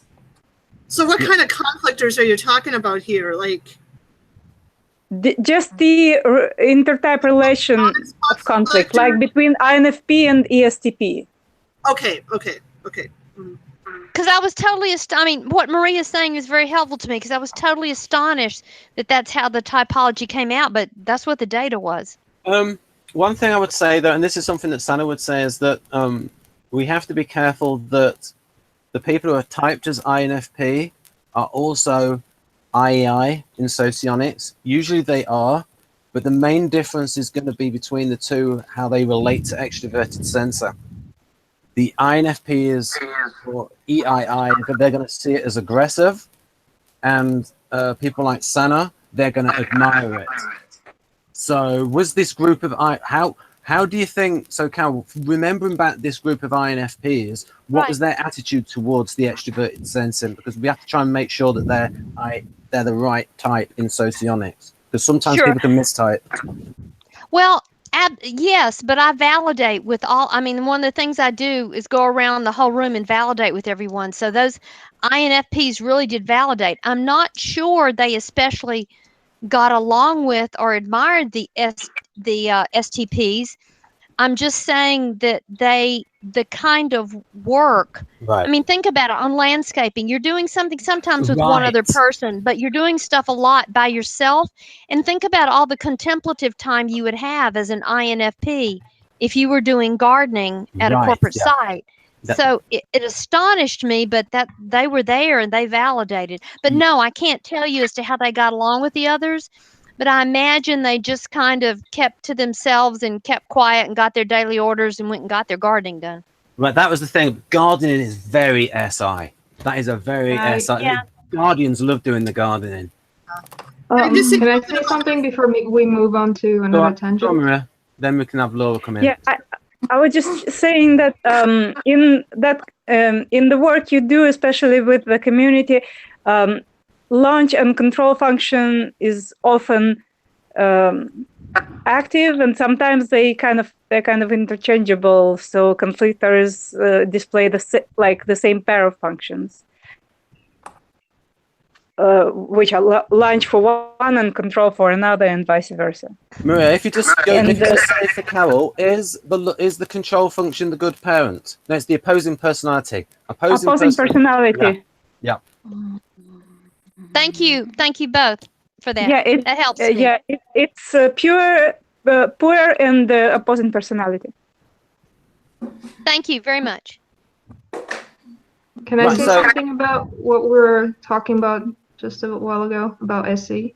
Yeah. Oh, yeah. So what we were saying, Sana, is Carol was. Wait a minute. Santa wants to say something. Yeah. Yeah, go on. I just wanted to say you need to be careful when it comes to differentiating between C valuing and not, because even though I now realize that I'm one, for most of my life I was not really aware of this because I'm still bad at it. So I was afraid of people with high SE. Yeah, it's Even still scary though that. what? It's still scary to be around that, even if you think it's a cool thing. You might think they're awesome, but they're not. That doesn't stop them from being able to stack on you. Yeah. But I'm not anymore, really. I mean, unless they're physically threatening me, it doesn't. Yeah. Yeah. But you Well, know, the when thing it comes is- to low, yeah. Sorry. Oh, Yeah, can I say something? Add yes. something? Oh, okay. Well, SC is my vulnerable function or my break function in model G, but yet, even though it's my break function, I can still admire SC in some ways, like what you mentioned about the ESTPs before, their calmness under a lot of pressure and their ability to just go for it and get things done. Those are stuff I definitely admire, and I wish I had more of that myself. I guess why it's kind of my break function. I guess it's more the downside. You know, the aggressiveness, kind of like we got to do it now. Kind of like you feel like you're being pushed into something that you don't really want to do, and kind of like. Can I say what I admire? What I admire about Essie, I had my heart-to-heart friend. We were both 5 years old. We grew up together like sisters, and she led with Extraverted Sensing. And I have a very strong impression of what I admired, what I noticed, even before I was a child, right? But not knowing anything about this, there was this incredible constant sense of she was so physically competent and physically daring, and like whether we were riding bikes or we were skating, she was so fast and she was so confident of her. I mean, there was no arrogance about it. She was just incredibly confident of her ability and competent of her physicality. And as a little ENFP, I was not that confident of it, so I was always trying to keep up with her on my bike and my skates, and I admired that strength in her tremendously. Her strength and her courage, I really admired. So would you fit those words on screen there, Carol? Power, audacity, action, impulse, force, contest. Oh, absolutely. Now, I'm not sure they're all ambitious, but maybe in different ways or different arenas they're ambitious. I think they can be very ambitious in sports. I think if they're entrepreneurs, they can be terribly ambitious in business. Linda Barron says ESTP is a very common entrepreneurial SP. Yeah, because they're about freedom. They want to be their own boss. Yeah. Mm-hmm. I just think it's slightly funny to have a bunch of intuitives that are like glorifying SE right now. I just think it's Well, I'm not. Ben, I like what you taught me earlier. You're quoting somebody who said SE, it may be about power, but it may be about power, but it's always about freedom. I learned so much from Jeff about SP. Also, I would also add that SE is also about responsibility, and it's kind of SE when it's in ego, not like a lunch function which has sort of childish quality to it, but when it's in ego, like a hero or good parent, it's incredibly friendly, and it doesn't come across as like boorishness or anything like that. It's just you get the sense that the person feels like they're responsible for you, and that's why they can like give you advice or even push you to do stuff. I have an idea. Since we're talking about SC now's a perfect time to transition to Gamma, since I also use SE. Bradley, very subtle, looking at the clock. Good work, Bradley. I wouldn't call it very subtle at all. I think that's very blatant. Okay. Yes, but Bradley, your voice is gentle, so it comes across as subtle. Yeah, because we only have so much time left. Thank you very much. Now, this is very interesting because the Gammas, even in Keirsey and Barron's, they're going to be very libertarian because the artisans and the rationals are I need to hear the functions pairs, please, Ben. Right, Tell me the okay, functions. these are the NTJs and the SFPs. So if we think of the Thank you. first two functions of the NTJs, we've got TE and NI, and then we've got SE and FI. So this is Dario's quadra. So 8 keys to self-leadership. All the chapters where he's super enthusiastic about. Yeah. That's this. I mean, Dario is a very good example of somebody with all the gamma functions well developed. Well, think about him. He's a highly developed. I mean, he's made this part of his life's work. He's a highly developed person. So. Yep. So here you'll see here that even though they have a different interaction style, but what I would say is they are relatively collaborating and accommodating, because like the other two are extra initiating, but they can still be collaborating. But it's like we talked about this before, where ESFP, they use the extroverted feeling to bring attention upon them, and you could actually say to bring attention upon their individuality. So you can still see how they may be doing FE things, ethics of emotions things, but to bring attention on their own individuality. So individuality being more of an FI thing. And so you see they're both adaptive. Ben, I don't see FI as about individuality. I see FI as about values and what's important and why it matters. I don't see it as about individuality. That feels egotistical to me compared to what true FI is. Well, okay. I guess being true to yourself, and that can come across as respect your individual values, right, as opposed to trying to show yourself. Right. It's not to do with like showing off your individual values. So but I think there's different definitions of the word individuality. Maybe Ben wants to clarify that. Yeah, we did a thing. We did a hangout on FI, and it's true. And in fact, I'm going to bring Bradley in here because he's very good on defining this, and he agrees with Dario's conception where Dario sees FI. Dario sees FI. He sees values as the content of FI, and FI always relates that content to its self-image of their personal identity. Is that right, Bradley? And do you have your own views? If you quickly say what you think FI is. That's a part. I mean, I think individuality and authenticity is sometimes used to describe FI, and I think that's part of FI, but I don't think it's the whole content of what FI. And what you're saying about the content,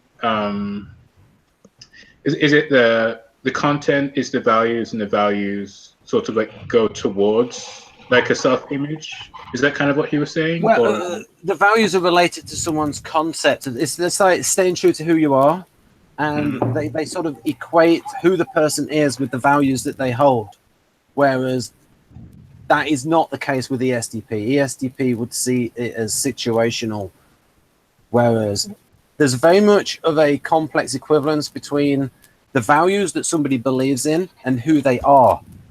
Yeah. With FI. You know, Ben, I can relate with my experience. Southern culture is very FE, but I am FI. So it was always a guilt thing inside my head if I went with my values when they were against what my culture was trying to teach me. But it's so painful on the inside to be out of, Bradley, you'll have to help me come up with a word. Not in sync doesn't sound quite right, but to be out of step with your inner values is so incredibly congruency. Thank you. That's it. Yeah. To be incongruent internally is even more painful than crossing other people's FE rules. And I can see how from the outside looking in, that looks to other people like she's being selfish, she's asserting her individuality, but actually it's just trying to stay out of pain, because being incongruent is incredible. Bradley, is incredibly painful. Bradley, do you experience it that way? Yes, I do. I mean, it's I kind of went down the FE versus FI rabbit hole before, but I will briefly say that it's I very, really wish I could. Go ahead. I really wish for an example, like where you have to be with like everybody's values and kind of sacrifice your own? How can what can it be? Like, for example, I can share an example. I come from Southern culture, and FE, the rules are you don't embarrass anyone, you don't, which I would actually agree with, but FE seems very surface level to me, and keeping everything all nice, Southern polite, I call it, keeping everything all Southern polite on the surface. But introverted feeling is very deep, and if all of that violates a value, I have to pull back from the FE and go off and stand up for my value, like going off to a liberal arts college and getting a totally fascinating, but in their eyes, totally useless liberal arts degree, very much violated my mother's values, but to be out of congruence with myself was too painful. So I had to displease her so that I could be incongruent with my own values. And I see how somebody could see that as selfish. Does that make sense, Maria? yeah. This would be a great place for Rachel to come in, because she's good at talking about the relationship between FE and FI. The floor is yours, Rachel. I don't see Rachel now. She's gone. Oh, she's got a blue head at the moment. She's a musician at the moment. Right, yes. The musician did serve. Well, how about Bradley? He leads with FI. Yeah, go on. Go on, Bradley. Yeah, I mean, I will say kind of the same thing. It's a sort of, I mean, it's about extroversion versus introversion in general. Is that, you know, introversion is deep and extroversion is wide. So it feels to me like FE can be, I mean, social harmony is very, very important, and you know, making sure everyone's okay is very important. But right, it can only go so far, and I think that's basically like you know, FE, NE, SE, TE. Like it's about like quick results and about like doing it now, and it can only at some point you will need something more than just like a quick fix. And to me, FE is very much like harmony always. And I don't think harmony is always correct. Like, I think you need disharmony to like learn some harder lessons. And I don't mean to single like FE users out by this. It's just sort of extroverted function in general. It's that it feels like sometimes like it's about like very quick connection and quick actions and doing it now. But at some point you're going to need to actually address the core issue behind any situation. Sorry, go ahead, Sana. Bradley, this is Carol. I don't want to come across as putting down FE. I will say there are times though that there are times that you have to stand up for the value means to break with FE, but it's not that FE's not important. They're just, it's what I said earlier, can kind of sound like it's shallow, but it's the Southern polite, a version of SFE in the South. Southern polite is frankly a little keeping it for everyone's comfort. You keep it at a surface level, and we joke about when you tell somebody new to the neighborhood, oh, y'all will have to come over sometime. The joke is that Yankees actually show up, but another Southerner knows you never meant for them to come over. That's just a nice thing to say. Y'all will have to come over to the house sometime, but they don't mean it, which is a violation of my introverted feeling. But it is a thing one says in the South that's just about being polite. That doesn't mean anything. Yeah. Also, it might be. Can the I fact comment that, here? Yeah, go on. Sure. Go on, Sana. I just really want to bring this back to socionics, because the FE and to some degree the FI you're talking about is not socionics. It's I believe it's Keirsey, but it's not socionics. Socionics FI is very heavily focused on relations between people. Oh yeah, you're right. That is different. I'm using Jung's FI. Right. And also, go on. Socionics FE is not in itself about harmony. It is the emotional dynamic between people, and it's up to the type how they use it. For example, harmony is not a beta FE thing at all. You're not gonna see beta Right. if he's really care about that so much. I don't. I will upset the harmony if that's what I feel. If that's what I feel is best for the situation. It's not a value in itself that I go for. So that whole fake thing, I don't, as a beta NF, I don't relate to it at all.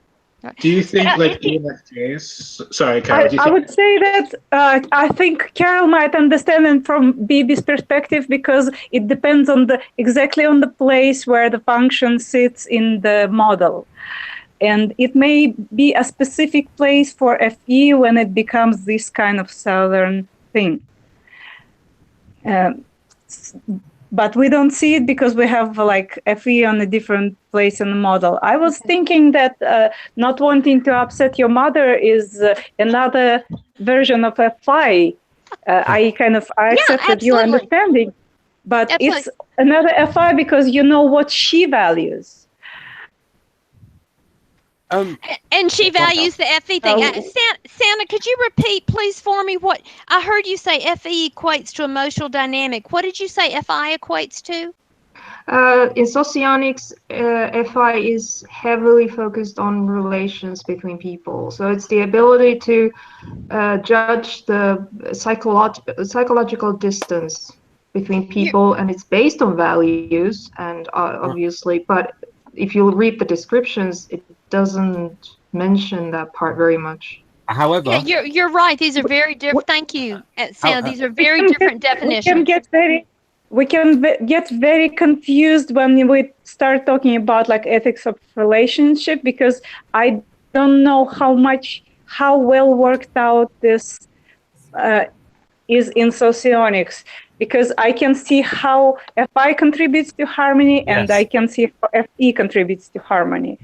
Yeah, I think I worked in a group where the only person who was not Delta was like an ESTP lady, an intern, and she was like universally hated by everybody else because she wouldn't get the FI subtleties of like what everybody else in the group valued. Right, I'm just going to say that I actually think, it might be a bit arrogant of me, but I think socionics has the definition of FI backwards. They think that the values is the thing that comes, that is a concomitant of the I think, no, I think the relations is based on the perception of shared values. That is how you get the relationship part of FI, because when you talk about people connected in a relationship, they talk about the things that they share in common, and the way they share their values, and then they assess the character of the person based on those shared values. It's about the values. And when you see it in the NLP, it's all about the rapport, the things in common. That's how people judge interpersonal distance. Those the things that they have in common. It's not some magical separate process of, oh, I'm able to see the difference in psychological distance. And then because when you actually write the profiles, it does mention all of that ethical stuff. When it say describes the EII. Go on, Maria.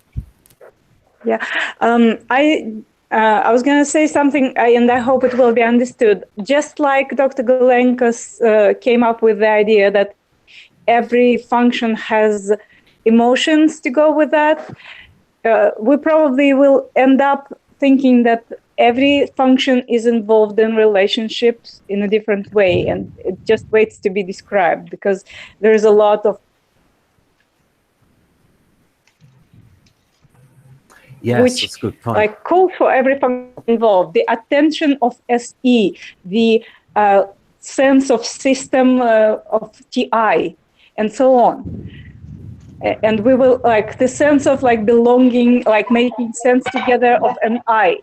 So we can really get lost in that area. I suggest we'll leave it for a different time. That's a good point. So, for example, if I would try to persuade somebody, but I'll maybe go towards the consistency of the values. So sort of like a TI approach, as Maria said there. You can have a TI approach to values. Oh, well, if you believe this, therefore you should believe in that. So, for example, Martin Luther King Jr., all men are created equal. Civil rights. I find that the way I approach Socionics FI, the way I think it's easier to grasp in a very short period of time is you meet a new person and you immediately know if you're drawn to them or repulsed by them. And that's FI in action. That's also vital in FI in action. Just for, I wonder if Carol will agree. It's also a specific place in your model, because you don't analyze it, you don't kind of take it apart, but it's strong and vital for at least for NFJ. Sorry, can I ask? Are you talking about vital in Model A or Model G? Because I don't know the Model G. I mean, there are some functions which are called mental, as in you.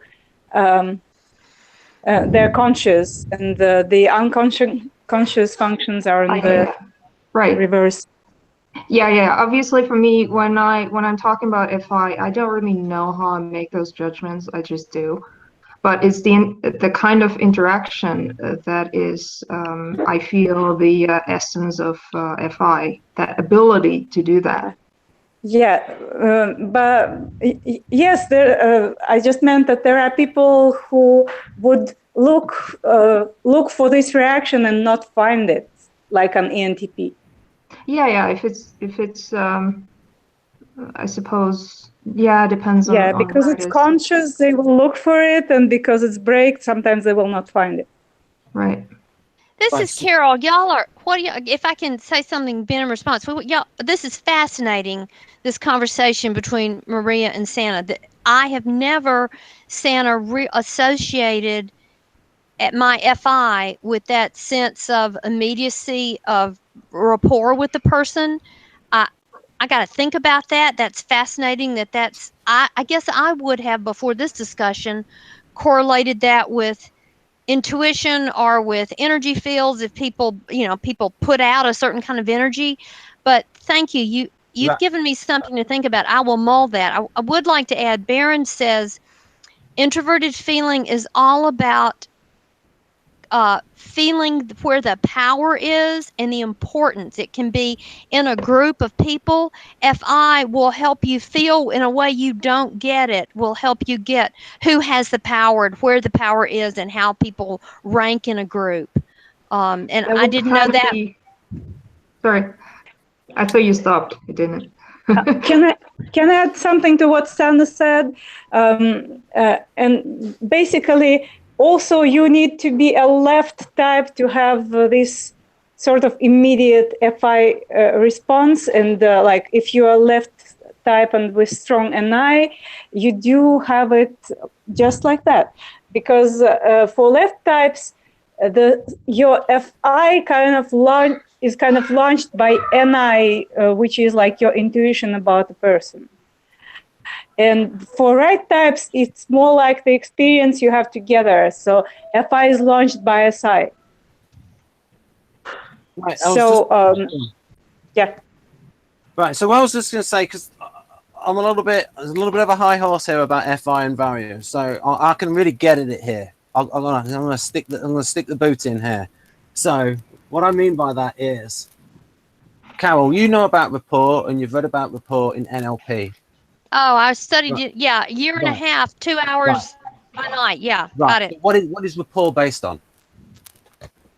So, in other words, you tell me the degree, the aspect of values, shared values within rapport.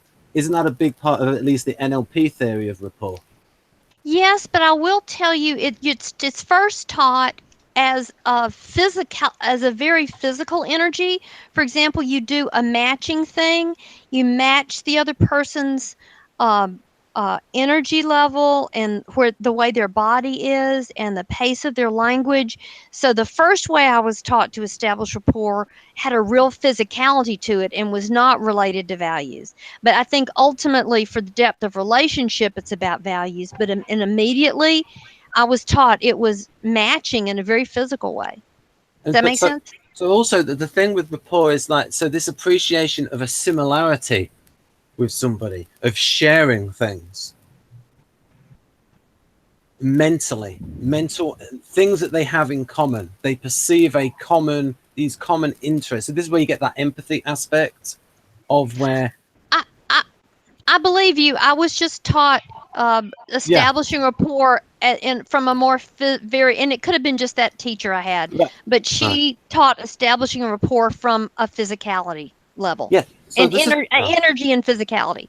So this is what I mean by, I think that if somebody has this sort of like, this whole sort of like plethora of values, and they can read other people's values and the things that are part of the things, they know what their self-image is, they know what somebody else's self-image is, and they know how they're different, and they base their interpersonal difference is related to the rapport that they feel, and the rapport that they feel has to do with what they have in common with the person, and what they have in common with the person is related to FI and values. So it starts with the values, the sense of self, and the sense of the other person, and whether they share things.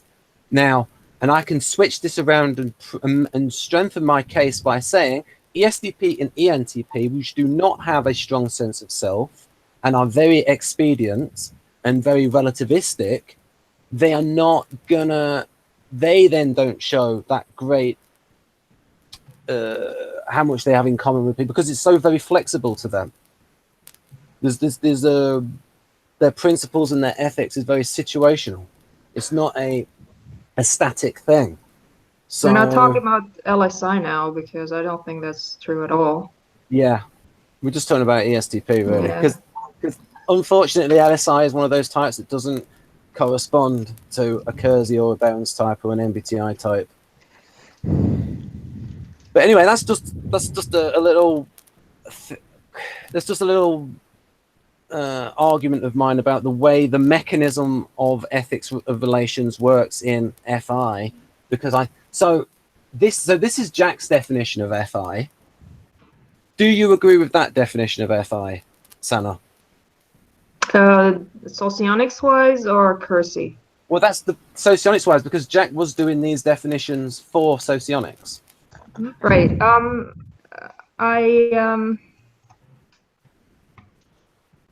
I think I think this one has a bit less of a focus on the relations than what I normally see. I'm not gonna say that they're not FI related. It's just that it's like you said, that it's a little bit backwards. We have to assume that all these values and morality and all that stuff is there for FI to use. Yeah. But in socionics, it's usually not focused on. Yeah, unless you're talking about specific types. Yeah, because when we go to Wikisocion and it gives the definition of FI, and then when it describes EII, it's mentioned ethics all over the place. Yeah, yeah, for sure. And I mean, if you read any type description under FI, it's gonna have some kind of a ethical, moral tilt to it. But if you read the description of FI itself, it's kind of missing most of the time. It depends on how narrow you understand the function. Basically, relationship is like your sense of valuing the other person, so it naturally has to do with values. Yeah, it has to be there. I can say that like certain socionics schools or people would just treat it very narrowly, but then when they have to discuss other aspects, they kind of feel lost. So I would rather have a wide understanding and risk getting confused than just not let it cover anything of importance. So I understand that Dr. G would say that FI is active like when you miss another person, but that's just a particularity. Well, yeah, I don't know about that particular example. Yeah, I think those things are usually implied, but not necessarily explicitly pointed out in socionics. Ben, can you go back to that FI slide with the words on it? Thank you. Oh, there's one more thing that I feel is a big difference between Socionics FI and probably, well, other systems, is that I feel like Socionics FI is very focused on others, and MBTI FI, for example, is very focused on the self. This is Carol. I would almost agree with that. It's very associated with the values. Those of us who have it don't experience it as self. We experience it as values. Other than that, I agree with what you said. Well, sort of both. I would say that here BB model could be useful as like nowhere else. Like in bringing all this together, just by placing it like function in different positions and showing where it can, like where if I can be in which position if I can be selfish and in which position can be generous. Yeah, and I don't actually mean selfish. I just mean like the focus. Well, yeah, I mean example. It was just an example. I'm sorry. Bradley wanted to say something. Oh, I mean, but by selfish, I think you mean like self-referential, like they reference everything to self. So, is that what you meant, Anna, about selfish, like being more? Yeah, that's precisely why I don't think the word selfish is appropriate, because I think it's misleading. Yes, it's kind of, yeah. And Bradley, I do experience, unfortunately, when I have to be congruent with this introverted feeling, and I do experience the tension between that and trying not to break the FE contract, right? Because one of my values is how you treat other people. So sometimes standing up for my FI value, and so that I can be congruent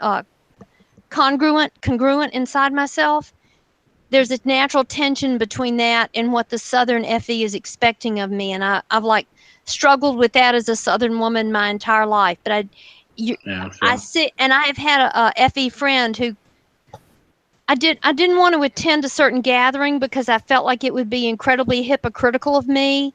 After the way the person had behaved, it would be hypocritical of me to attend and put on all the nice smiley face and pretend to be okay with it.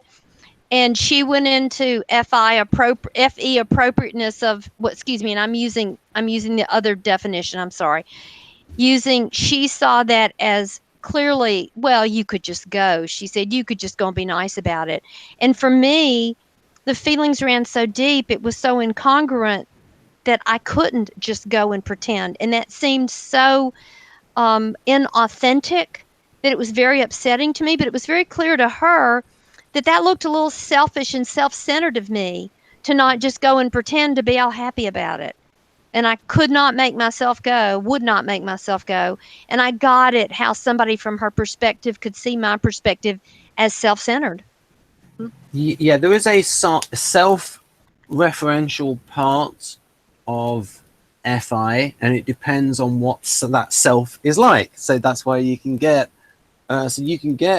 people who are self-referring, but their internal values might be to put other people first. This is why you can get FI types who are Enneagram type 2. And in fact, Enneagram type 2, when you read into it, it's a very good example of you get the idea of, oh, this is an FI valuing person who really is like doing things for other people, but they also want to be accepted by other people. And so you really do get a blend of FI and FE where its acceptance is a little bit like validation, where validation has double side, where the person is validated as themselves, but also by the group. Go on, Mira. I would actually read it differently from the functional standpoint, because sometimes like just going somewhere for the sake of harmony is the NI thing, and I would say that it's right for Carol to not value that kind of harmony because it implies sacrifice, and NP types are not about sacrifice. It's a NJ culture, which is. I'm not. However, well, I have to point out that there is a lot of things we don't. We are all different, but there is also a lot of things we don't know about ourselves. Like, for instance, I always thought that I'm fiercely anti-competitive, and. Maria, I just had a question. So you said something about harmony and its relationship to NI. Can you explain more about that?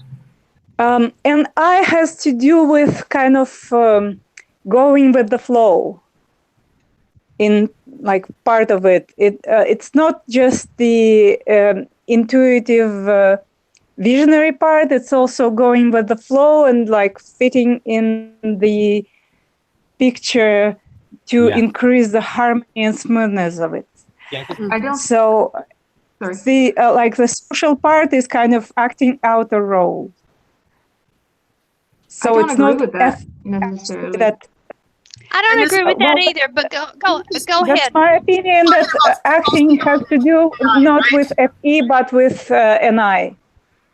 Just taking up a role which may be not, which may be completely unemotional, like role of a leader in like certain circumstances, or just any role, like family role.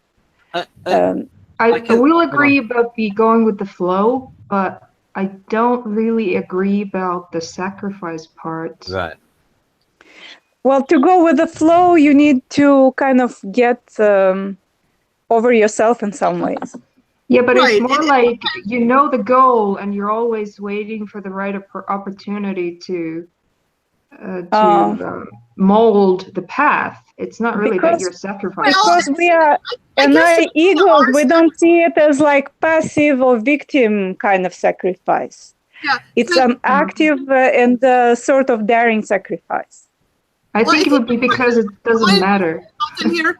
I think you kind of are sacrificing yourself in a way, because you're kind of giving up some of that control of yourself to kind of go with the flow of a situation. It doesn't feel like giving up. It's more like you're waiting for the right moment to act.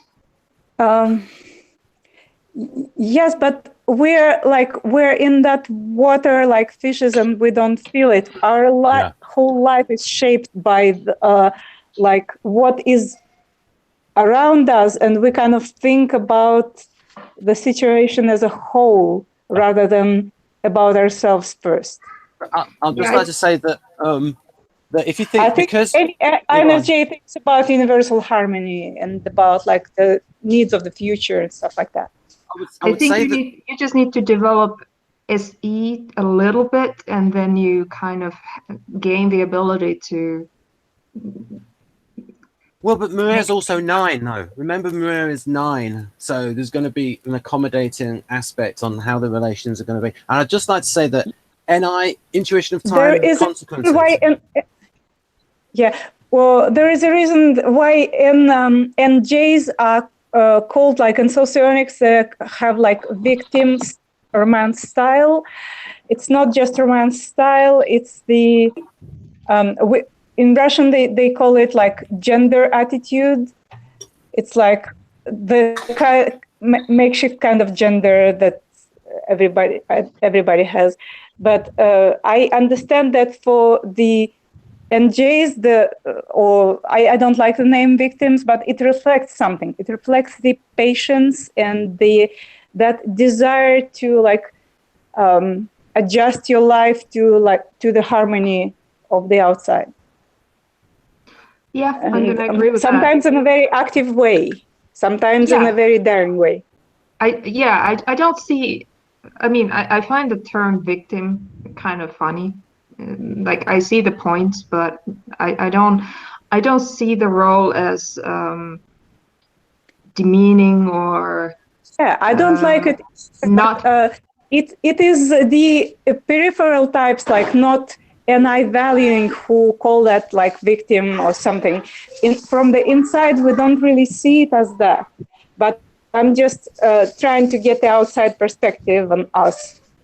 Yeah, because I see can other see types how being it's more more- self-referential than we are. I think maybe they're not so much victims as they're just in awe of the power and the energy of the SPs. How they could just do things and act. It's a different kind of power. You can change a lot by going with the flow. It's just a different style. Yeah, I Yeah. mean, if you It's know where things exactly are what Sandra going, said. It's waiting for the right moment, but you need a heck of a lot of patience for that. And some people That's see it true. as a victimhood. Yeah, that's I'm where it not can even be. patient. Never comes. Then It can- what? Yeah, but see, the thing is, that is where you get a little bit of an irony with it, where the NFJs are ostensibly victims, but they're also directive. It's almost they direct in a very subtle way. They can still direct these STPs. Because you And- know which buttons to push. Yes, right. There you go. So it's like, say, Lady Macbeth with Macbeth. Lady Macbeth would be maybe NFJ-ish, guiding Macbeth. They're all good NFJs as well. Over to Mira. Yeah, well, a lot of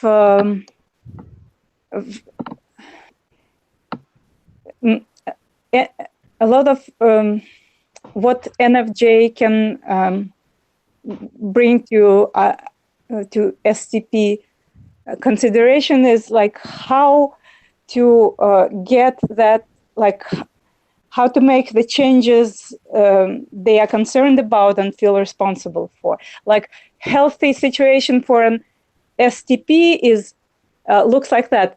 I have some kind of concern about the future. I feel responsible for it. I either know what to do or I don't know what to do, and that's a big difference in health. So to make it healthy and actually help getting things done, we need to show them how that future they care about can be made real. Like what people care about, what obstacles they can meet, like what the resistance might be, and so on. Yeah, you have to basically show them the buttons that you already see are there. Ben, They are very good. They're very good about getting things done, but sometimes they don't know what and how, and all that thing. I'm sorry, Carol. sorry, I'm just thinking. I've got 3 types down. I don't have the 4th one. Oh, We right, haven't 'cause gotten to the 4th one, right? Okay, the deltas. The deltas are the STJs and the NFPs. You know, Ben, I'll just say this and leave it, but this new correlation, this new grouping, kind of fits with what Linda Behrens and Chris Montoya came up with. I'll say that and leave it, but it much more matches that than either interaction styles or it does temperament. That's interesting. So, for instance, here we can see here, especially where the orchestrator for the gammas. There, the authenticating, that one really does fit well with the deltas. And in fact, I should have been showing these earlier on. What we really could have done is we could have really done this as like 4 different hangouts. Then it wouldn't have. It would seem less. Then we could sort of like really mull over things a bit more. So this is how Chris and Linda view deltas, and we can ask Laura and Sana and Maria and Bradley whether this matches delta or the similarities and contrast with delta and Socionica. Wait a minute. Will you go back one, Ben, so I can get the other words for the other 3? Okay, the other 3. Yeah, I got authenticating for Delta. Right, there you go. And then can you talk about like these relationships to outcomes, like developed outcomes, productive, enduring, advancing? I guess. Is it this? How does that work exactly? Okay, you lost. I'm trying to write them down, Ben. Oh, I'm sorry. There you go. Thank you. We really should have done 4 hangouts for this, because like lots of people have lots to say, and they're all saying good stuff. So you can make a screenshot and then you have it saved for later. yeah, I screenshotted this from Chris's video. I'll put it in. Hold on. Wait, somebody tell me how to screenshot it because I really want it. FL, there should be screenshot on your on your keyboard? I can also send them to you, Carol. Oh, hold on. You're right. There is a button. Hold on. Yeah, Yes, thank you. Yes. You're gonna have to use a program to save it, though. That's all right. I think it goes to a particular place. I can find it. Thanks. Right. Also, I can send them all to I can send them all to you as well, Yeah, this Carol. one is very, and especially since the other words, when you revise that slide, Ben, if you'd put the Quadras words on it, this slide would be perfect. What, that one? Yeah, because the Quadras things isn't on it. So that's why I'm having to struggle to go back and forth and match them up. Right. Okay. So this is supposed to be the delta. This is pretty good for the deltas. The only one of theirs that was a little bit tricky, and I suppose it was that the one when they did the customizing for the NFJs and the STPs, it seemed a little bit poles apart, and there was little bits that I think needed to be explained better, where it said a search for equality. After I've learned a bit more about the quadras and things that Maria said and others, where that drive for equality amongst the customizers, you can sort of get at that with the beta quadra, but you have to sort of like look at their sort of like, it's equality within the group with the betas, because they are group focused. In fact, I'll ask Maria that. Do you think that's true, Maria? When because Chris and Linda wrote an equality as a drive for the betas.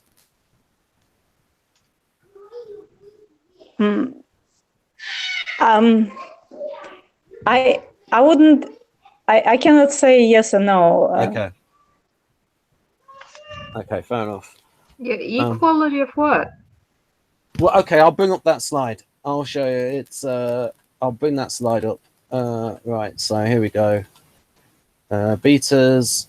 Where is that slide? That slide is in that section. There it is. I'm just going to bring it up. Hey, up, that's enhancing mind. That's not right. Enhancing mind is the flipping alphas. Right, so I just got to go to the right folder then. Right, the right folder is Young Compatible. And what's the word? What's the word that goes with beta? Customizing for them, but it's a little bit different. It doesn't quite match What's the up. word? What's the word for gamma, please? Orchestrator. Thank you. Because, you know, if you think about it, like especially the NTJs being coordinators, that definitely fits them. That this is customizing. It just seems a little bit idiosyncratic because they can be like their drive for equality. No, I don't see this as beta necessarily. How does that correlate with customizing, Ben? I think what it means is for, say, STPs, at least in Keirsey, they're all about the tactical intellect of it being situation specific. So customized to the situation, I suppose. I don't think this really correlates. I think if you think of this for ISTP, tailored processes. Okay, but ISTP is the one type that doesn't correlate. Yeah, it's anyway. unfortunate. And it's like the most unfortunate thing for you, Sana, because that's the type you're most interested in. Well, it's the only type that I actually know. Right. Because I don't know any LSEs. But anyway, my point is that I don't think this describes beta. Okay, fair enough. What do you think, Laura? Because you've been into socionics a long time. Well, since 2005, longer than me. So does this correlate to beta, you mean? Yeah, or how do you think it's different? Because this might be one of the intentional styles. Let's see. Incisive language, yes. Determined direction, yes. It looks like you have something above the word mind that was crossed. Yeah, for some reason I cut it out. What I think happened was, what I originally wanted to do was like cut all that bit out and then show it to the socionics people and go, okay, which quadra does this match up with? You know, to sort of like test them out. So drive for equality, I don't know, because I mean, like beta. I guess I'm thinking of like socionics beta, but sometimes they're kind of very hierarchical. I mean, that's not equality. That's Beta is very hierarchical. I mean, they I you guess I know, disagree with that. Information focused on differences. Well, I suppose so. If it's focuses on differences between different groups of people, tailored processes. I'm not sure about that one. It would kind of. One thing I'd say, you know, that information focused on differences. Yeah. If you think of John Grinder, you think of NLP. It's all about and also things that Sana says. No, we want to have specific theories and separate them. We don't want to do too much transcontextual thinking, and we want to concentrate on the differences here, because when you look at the commonalities, there can be a tendency to ignore the contrasts and therefore ignore the nuances of each. Yeah, it's some of these. Yeah, because it's like tailored processes, like processes, like what is it being tailored to? Like, are you trying to tailor a process for the? So that's the best process for the situation. Yes, I think so. I think this is very vague. Because I know in socionics, like they talk about like TE is kind of more the process function. It's more dynamic. It's how do I do it step by step to get from A to B, and TI is kind of more the principles behind it. I'll ask Carol. It's like When Carol's back, I'll ask her. I have a feeling that this represents more of like the Keirsey MBTI ISTP's mind. So I'll ask Carol. So Carol, now that you're back, that's perfectly fine. These things happen. ENFP preferences, very understandable. Do you think that this describes the mind quite well of ISTP? You know, I'll have to say that's one of the ones I'm least knowledgeable of, because the environment I was in was very bunch of degreed people, and as Keirsey teaches, SP is least likely to have a college education, just because, not because they're not bright, just because the school system's not cut out for them. So it was an R&D environment, and I only knew a couple of them, maybe two. So I'm sorry, I can't speak to ISTP. I can't imagine that the ESTP would be tailoring what he was doing for what the situation seemed to call for. ESTP is all about pragmatism and tailoring what needs to seem to happen in the moment now to achieve their results. That's the thing I see here that makes sense. But otherwise, no, this is not really, I'm not really vibing with this. Yeah. I think this is sort of like how John Grinder would see things. Okay, I'll put it differently, Cal. NLP is is pretty much John Grinder came up with most of it, and I think John Grinder is like a classical example of a smart ISTP, well, academic ISTP. And so, do you think there's some themes in this that relate to NLP and sort of this broad theme of individual cases and stuff like that? Well, if you remember when you were talking to me about rapport, I think the way I was taught initially to establish rapport is a very SE kind of rapport. It was all about matching physically in tone, voice, facial demeanor, physicality, matching the other person, and that made the lizard brain go, this is one of my tribe members. So you just turned on a light bulb for me here. I think that was a very SE version of rapport that I was taught. Also, when I look through the NLP things, it does seem very FE valuing about reframe it, adjust to the other person. It's like it's very other focused in its at least in its techniques for dealing with other people. And like mirroring other people's language, other people's beliefs. Yes, thank you. That's the verb I'm missing, mirroring. I was taught mirroring in order to establish rapport. And you can imagine from a brain science perspective, that's getting through the conscious stuff to make connection with the amygdala, which says friend or foe. Is this my tribe or not? And I think the type least likely to mirror, INTJ. and probably the type most likely to mirror ESFJ. Dario says that, over, I forget the quadrant name, but over here is where mirror neuron activity happens, Yeah. and everybody has some of it. But he said ENFPs scored the highest, most intense mirror neuron activity. So, like when I learned Tai Chi, the way I learned, we stood behind the instructor, and the way I learned it is, I don't know how I did this, okay? I don't think I did it consciously, but I kind of felt my way in to what it must feel like to be in that person's body, and then I got my body to match his body, and I think I was doing mirror neuron stuff to make it happen. Right. So what we got here is, this is Delta Quadra. So you can see what's valued here. You've got T, E, F, I, S, E, and N, E.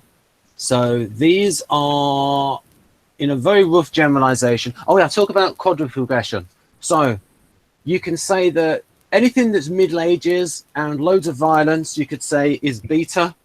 Then in the 19th century, we had Gamma Quadra, where we had a lot of capitalism, huge progress from, say, after the US Civil War to about before the World War I. You had a lot of improvement in standard of living. By the end of the 19th century, you had 1,000 charities created. I would say that Delta Quadra is a combination of, the welfare state appeals to both NFPs and STJs, because STJs are about security and safety. So you can get STJs and NFPs on the same page. When It's also cultural. Yeah, it's like social democracy, the Delta Quadra. They want, because both of those are cooperative in their they're cooperative in their temperament. Yes, you're right, but at least over here, STJ just packs the conservative agenda and be very anti the social state, whereas NFs are all over the social state thing. Yeah, but I think, though, them being safekeepers, I think a lot of STJs would value, say, having social security and having those safety nets there. Well, here's the deal. They value it for themselves and their family. And as my mother says, who's ISTJ, if everybody just took care of their own, we'd be all right. So she does not believe in any of the social net stuff from the government. That's very anti their perspective is home and hearth and family, and we all take care of our own. And they're very anti. This is conservative Republic. I mean, the data. This is conservative Republican stronghold ISTJ, and it would be very. I see what you mean about cooperative, but their world is more concrete and specific, and the world they know, and that's the world of family and community, and that would be about everybody taking care of their own. It's not about the government doing it. And NF would be more trusting of the government doing it. Yeah, you also got like Enneagram Type 3, which is highly correlated with TE. The TJs have a big Enneagram 3 theme in them about success, personal achievement. And also, I would say a theme of this quadra is it can be a bit E1-ish. So these things like ethical, self-control, principle, appropriate order. Because Jonathan has said that this is quite J-ish. These things, I suppose, are quite Delta. So that they like law and order. They want a well-functioning society. So, I do have a joke about that. I have an ISTJ brother-in-law, and he is literally the only person in my life who says it's the law. Like he paused at a stoplight. It's very cooperative in spirit, like you said. He saw somebody trying to come out of the driveway of a business, and he was stopping at the light. So he stopped, leaving the space for the person in the driveway to come out. And I said, "That's very thoughtful of you, Mitch." He said, "Supposed to leave space for people coming out of driveway. That's the law." And he's literally the only person in my life who ever says that. And I mentioned it to his wife, and she said, "Oh, yeah, he says that all the time." He's ISTJ. He's ISTJ. ISTJ, yeah, it's all about, it's the right thing to do. It's the law. Yeah, also, especially when it works as well. It's like I suppose the STJs are the most, if it ain't broke, don't fix it. Oh, absolutely. Oh, That's yeah, one of I their, can see well, that's that. one of my quotes for them. Absolutely. Right. Oh, yeah. So this is something we should have mentioned before. So this is about some of the differences in approach between socionics and since the breakup of the Soviet Union, it's not really just Russian. It's always like Ukraine separate and Lithuania separate, but they all. In fact, you could say it started in Lithuania, socionics, because that's where the institute was. But I'm Lithuanian, just fun fact. very good. And we're now talking about the Does not Quadra. say anything. The Quadra Themes. So I'll let you take that in because I think we mentioned this before that MBTI, there's going to be a tendency for it to be more to concentrate on the strengths rather than. In fact, Chris said, I think he called them. He didn't call them weaknesses. He might have called them challenges or something. Yes, Or room for growth. The joke in the type community is type is about what's right about you, and Enneagram is about what's wrong about you. Oh, right. It's a very big principle. It's a very big principle in type that there's no better or worse type to be. That each has its strengths and each has its challenges, but there's no good or bad. That it's neutral. Type is neutral. Well, that's fair enough. How is Enneagram not neutral? Well, it's about it's about your defense strategy. So, I mean, that was kind of a joke about what's about wrong with you, but Enneagram is about how we defend ourselves in the world, and that's different from being how you perceive and make decisions in the world. Defending is, a different kind of stance. You basically want to get rid of your Enneagram type. Yes, liberation. That's the theory in Riesel and Hudson. They were very much influenced by Eastern philosophy, and they always have level 1 because really an Enneagram type is a fixation. You're too much fixated on this, achieving this certain thing, and they want to be level 1, level of liberation. Tom Condon says that the aim of Enneagram is to wear your style lightly. Yeah. So be aware of your type, but don't try and use it as some role that you're trying to, or straitjacket that you want to have to put yourself in, or blame anything that goes wrong on your type, and have this low expectations because of your style. Well, because think about it, defense strategies are by definition fear-based. Yeah. So I'm not putting it down. I love Enneagram. I'm fascinated by it. I'm taking it now, but it's about your fear strategies. And also, everything we move towards there is an opposite which we move away from. So I think we have a fear of everything that we want to go right going wrong. I think that they are one and the same thing. And also, the context that Enneagram is going to be used is much more in therapy. So, for instance, Catherine does a lot of that, and in that instance, you can be a bit more breakdown, get to the core issues. Whereas when it's in the business environment, you're not going to be challenging people as much on their weaknesses.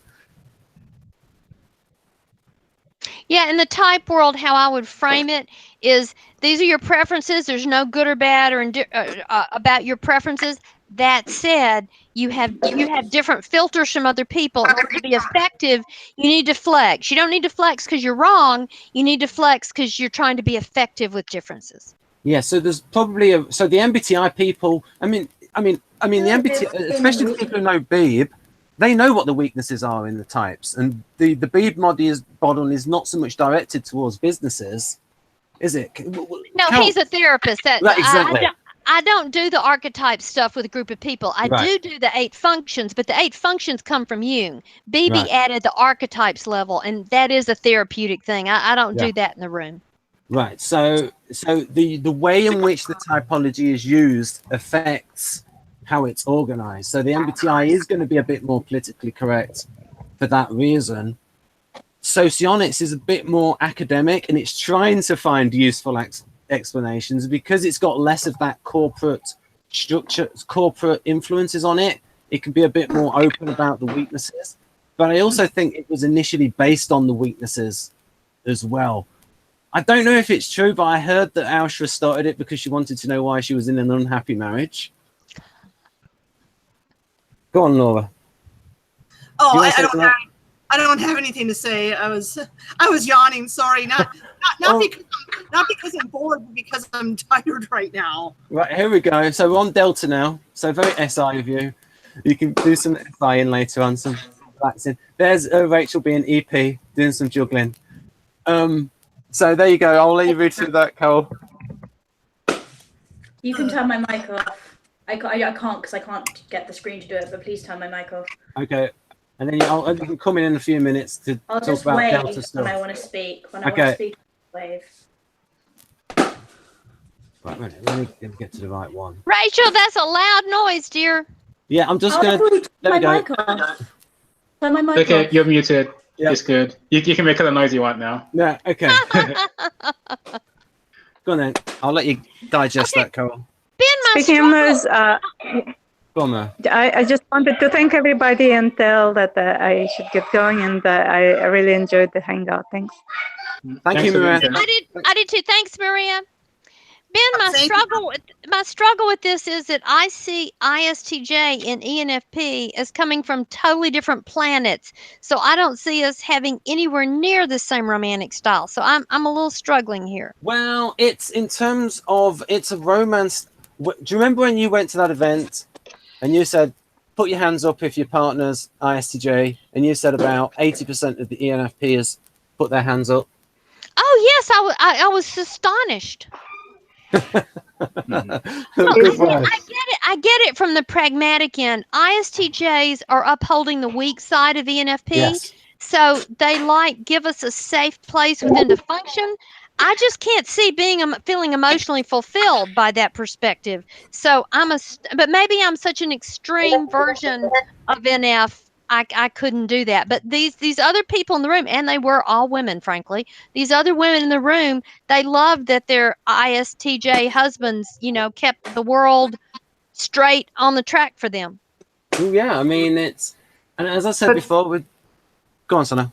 Ben, isn't Keirsey ISTJ another type that doesn't correlate well with socionics? Yeah, well, you see, the thing is, though, based on intertype relations, I am not thinking that it's really ISTP, because as we know from real life, the NFPs have a problem interacting with the STPs.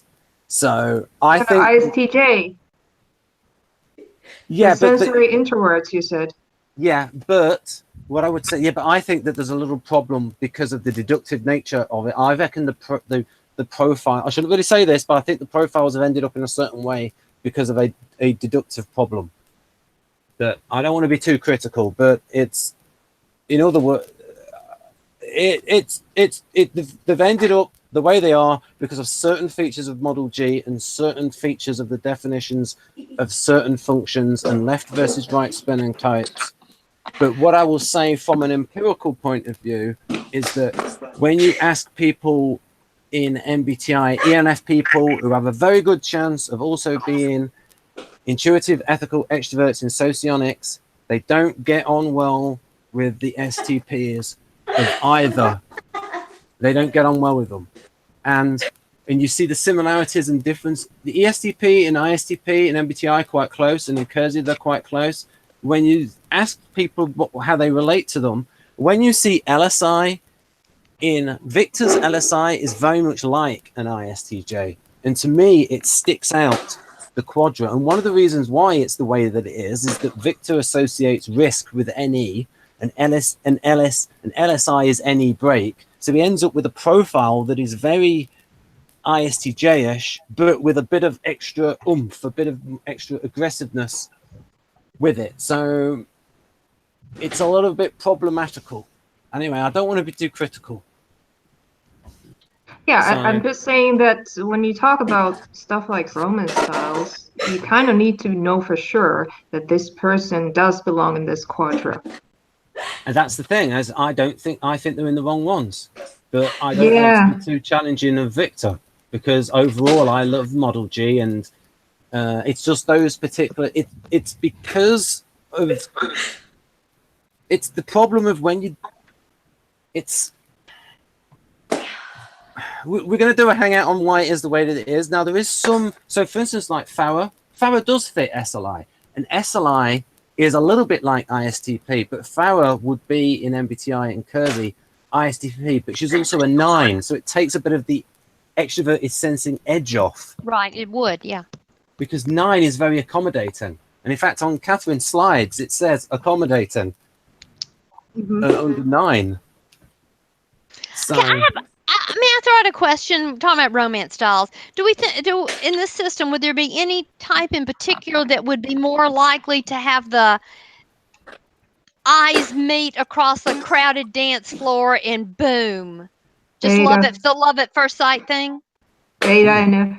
yeah, I would reckon, yeah, because they're about, especially for someone like Sana, because they can see the energy level in the ESTP, like those eyes, like the Eric Burden ESTP eyes, or they can see the strength. As Cal, you know, as how Catherine's talked about the Enneagram 8s, and then you can see it in their body language. Yeah, I think that is the kind of thing that Sana would be drawn towards. Is that right, Sana? Is it like those 8ish traits? Possibly, but I wouldn't say that it's necessarily the case, because sometimes strength can be very not obvious.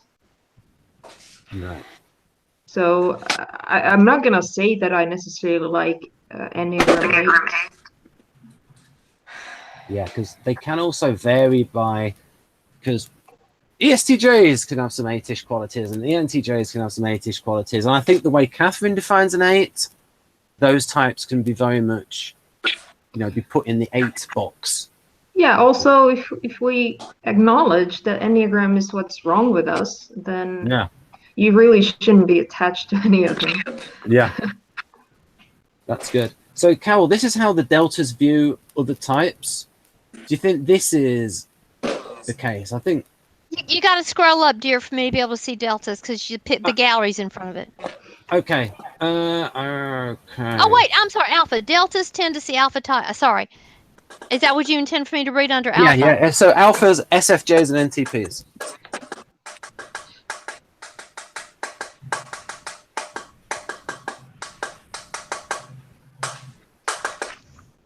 I think that's more about the NTPs. That sounds like it's describing more the NTPs there in alpha.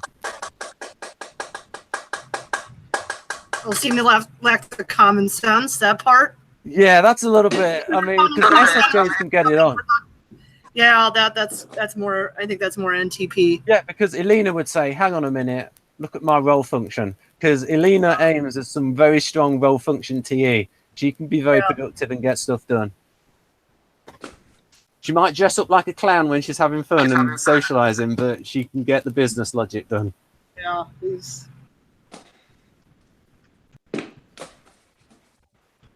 Oh, I remember one time Alina posted this little video on Facebook, and this was about, it was in the mid-April, and in Minnesota we had a big snowstorm. We had like a foot of snow, and so like the next day goes outside, she's in her swimsuit and she's running into the snowbank and diving into the snow, and then she posted on Facebook.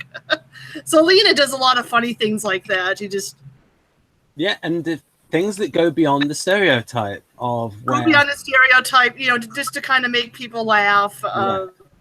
So, and that's an example of quasi-identicals behaving in similar ways for different reasons.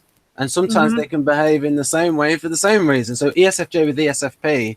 So sometimes some ESFP actions, and then sometimes ESFP can take some ESFJ actions in order to improve the atmosphere around them. ESFP is kind of more like, I want to show people how brave I am, and I'm going to do this daring stunt. And ESFJ's motive is more, I just want to kind of amuse people, make people laugh. I wonder, because I think Alina's motive is kind of more to make people laugh. And yeah, but that's true. But also Jeff loves being funny, and you've seen Jeff, and you've been in a hangout with Jeff Miller. So ESFP is not. I've been in a hangout with him. I've seen him. I've seen a couple videos. I don't think we've been in the same hangout. I liked to though. I like to. So he's always about entertain. Now his son is very much like the Socionics SE. His son is like pure Socionics SE, like martial arts, all that kind of stuff. like judging people based on how useful they are, how useful they are to him. Jeff's very much about entertaining people and expressing his individuality. So very much like the SFP performer, and also some composer traits as well. As a Delta who has family members who are Alpha, Beta, and Gamma, I'd say that a lot of this is pretty accurate in terms of how I see them and how I relate to them. I think, in particular, the Gamma, Delta Gamma relationships is, I think my sister is ESFP and my dad is INTJ, and they're the two most openly judgmental people out of all 5 of us, including myself. It feels like, sure, my ESFJ mom and ESFP brother are judgmental, but they are a lot less open-minded, I think, in terms of if they have a strong opinion, then it's just that their opinion is basically the truth, and that's that. So that looks a lot like I mean that very strongly correlates to not sufficiently understanding of people who want to pursue their own individual path in life. Maybe not so much on the grand scale of like life choices, but in terms of like on the personality and a personal choices level, they do tend to be very it's judgmental, yes, it's also somewhat intolerant. Right, so of things that they think aren't correct. Rachel is back. She's got her mic on. So what do you want to say about Deltas, Rachel? No, I just wanted to have my mic on. Okay, fair enough. Expressiveness. Right. Oh, I thought something disappeared then. So Rachel, you've said interesting things before about you say many interesting things, but you sometimes say things to me, oh Ben, that's so alpha. So what is alpha humor to you? Just completely surrealist. Just like, just insert something random, and then you'll and make everyone be like, huh? Sometimes I do that on purpose in order to get a reaction out of people. Just to randomly weird people out, but you guys think it's hilarious. Just to get that reaction, just like randomly put a picture of steps in there. See what you think of that. Right. Weirdo. So we'll go back to that other one. So we can ask about the here we go, romance scale. So can you read that, Rachel? Can you see that? No. I'll read it out. Delta romantic relationships usually blank. Right, I'll read it out then. Hey, in fact, Bradley, you've got a nice voice. Do you want to read it out? Do I? Delta romantic relationships. Delta romance styles. All right. Delta romantic relationships usually begin simply as the encounter of two individuals interested in a relationship and each other. Okay, you need to take a breath. All right, I'll start kind of the beginning. I have to pace myself. I try to cram it, but it's a really long sentence, so I have to stop to breathe. All right, so their romantic relationships usually begin as an encounter of the two individuals interested in a relationship in each other in a particular moment, with very little in the way of outward demonstrations of romance and wooing, in the sense of strong, like PDA. It says external demonstrations of emotions. That's basically like I read that as like PDA, public displays of affection. Okay, here's some more specifics. Deltas are more focused on the present moment than Gammas, and therefore even relationships of very strong attachment do not lead to constant concerns as to their longer term practical feasibility. I would say that is a little bit of something of a hangover from the functional definition. So, for example, with my experience. Well, I'm just saying why they're doing it the way they do it. But so, for instance, because they see SI as about now and the present enjoyment, and they see NI as about through time. But if you to use MBTI, if you use Dario's view of it, you would say, oh, but extroverted sensing is about now. It's about in the present So is context. Delta supposed to be more about now or less about now? than gamma. The deltas are supposed to be more about now because of comfort Oh sensor. no, I think that is in line with my experience. Like I consider alpha and delta quadras, like just from my perspective, like I don't think this is a very this isn't like a thing. This is just like a thing that is in my head. So like alpha and delta in my head have similarities, and beta and gamma similarities. Like I see alpha and delta as the fun kind of quadras. This is very much my head, by the way, guys. And then I see like beta and gamma as like the kind of more like competitive quadras, and like the more practical, like yeah, we're gonna get done. Yeah, I agree. That's my head. Because basically it's the SJs and the NPs. Those two It's like quadras. who's nice versus like who's practical and like competitive. Yeah, I always see the romance. I see the romance style of alpha and delta as sort of like it's more old-fashioned sort of. I love my perspective on alphas. No, I was just about to say like just go ahead. I'm just gonna be like alphas are weird, so like you might as well just say something. I was just gonna say that the romance style is more of a courting style rather than a in alpha more or in passionate. delta. For alpha and delta, it's a bit more. Okay. What do you think? Rachel, would you prefer a more old-fashioned style of slowly? I don't know. We don't like guys to be too forward. To be fair, like on a meta level, the fact that I said I don't know in a shy way kind of reflects the fact that I obviously don't even like the concept of like romanticism to be introduced as a big aspect like up front. So yeah, obviously that links to a kind of more of a kind of shy approach than perhaps like the beta, which is just like I see you from across the room, we are compatible, let's join forces and conquer the world. But I think I have a slightly warped perception of beta, perhaps. I don't know. Sana, what's your preference? Do you like?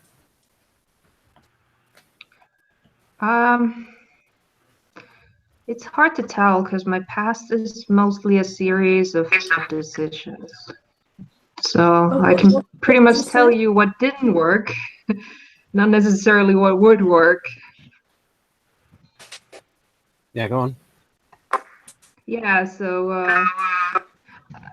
I can't remember what it said about the beta Roman style, actually. Oh, so sorry. That was me asking Ben, not you. Go Bradley. Go Bradley. I was just going to say, I was asking Ben if he could put the beta romance style. Oh yeah, Ben has mentioned. I know this from secondhand knowledge from Ben. Ben says that betas are more aggressive than deltas in terms of romance style. Oh, not off. It's all power games. In fact, I had a. I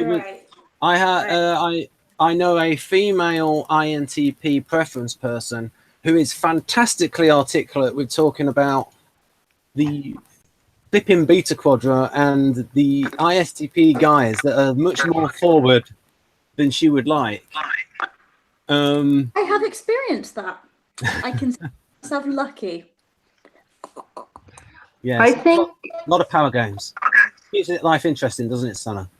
I think the main thing that a beta wants in any interaction, but especially in this, would be the ability to be to not have to be afraid of being judged for either for the bluntness or for the sometimes dramatic expression, emotional expression. Like just want to be able to of betas, super in line with my experience of them. Sorry, what? That's super in line with my experience of betas. Like the betas, I know that's like been a real theme in what they've like been communicating, like in social groups and social settings. They've been like, I want to be able to like, like I've forgotten the two things you said, but like, yeah. Yeah, it's I think beta STs especially are gonna be super blunt. It's like they want to be able to think what they think and go after what they want. And I don't remember what else it was. Like and they don't want to. They don't want to pretend. Like it's an ENFJ and an ISTP, and like they're very different, but in some ways, like the beta like themes are similar.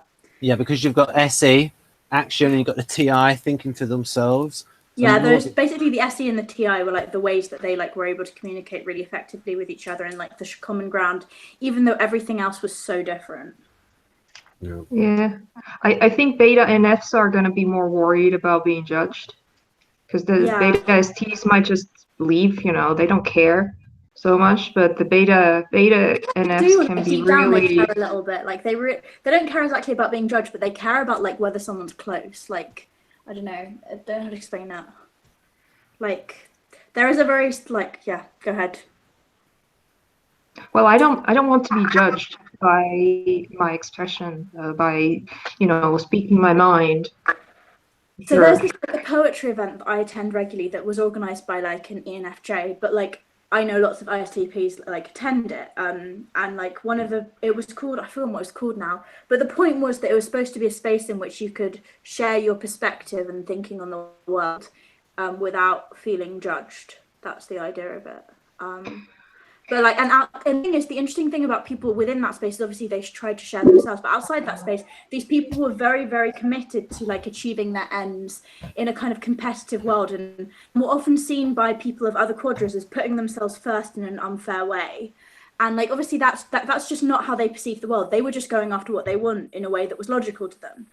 But yeah, it was for me. It was as a delta. It was kind of confusing because it's like, well, this is such like this safe space is such a delta environment. Like, oh, like I can just be myself here, and then all of a sudden, like the safe space ends, and they're back to playing the power games that they're playing, or even I mean, it's just kind of interesting. Like it's a bit of a head fuck. Okay, can I ask, am I the only one who's astonished that there's a bunch of ISTPs in a poetry group? Am I the only one? I nearly fell on the floor, Rachel. Maybe it's tough poetry. Maybe it's tough poetry. That's fascinating. What's tough poetry? What would tough poetry sound like? I think it would be like this. I think it would be like this. Yes, it's rap. Oh, I think it's rap.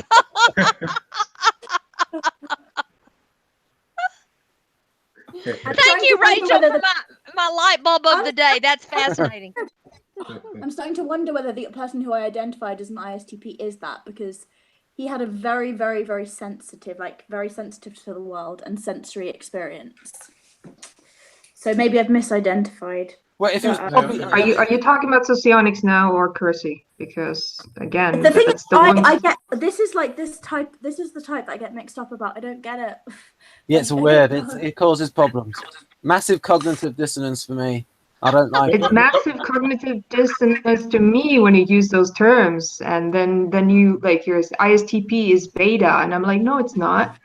I mean the Keirsey one, if you read Keirsey's description of ISTP, that's pretty beta. That's pretty. It's not. I just read it when I was talking to you earlier, and it's nothing like LSI.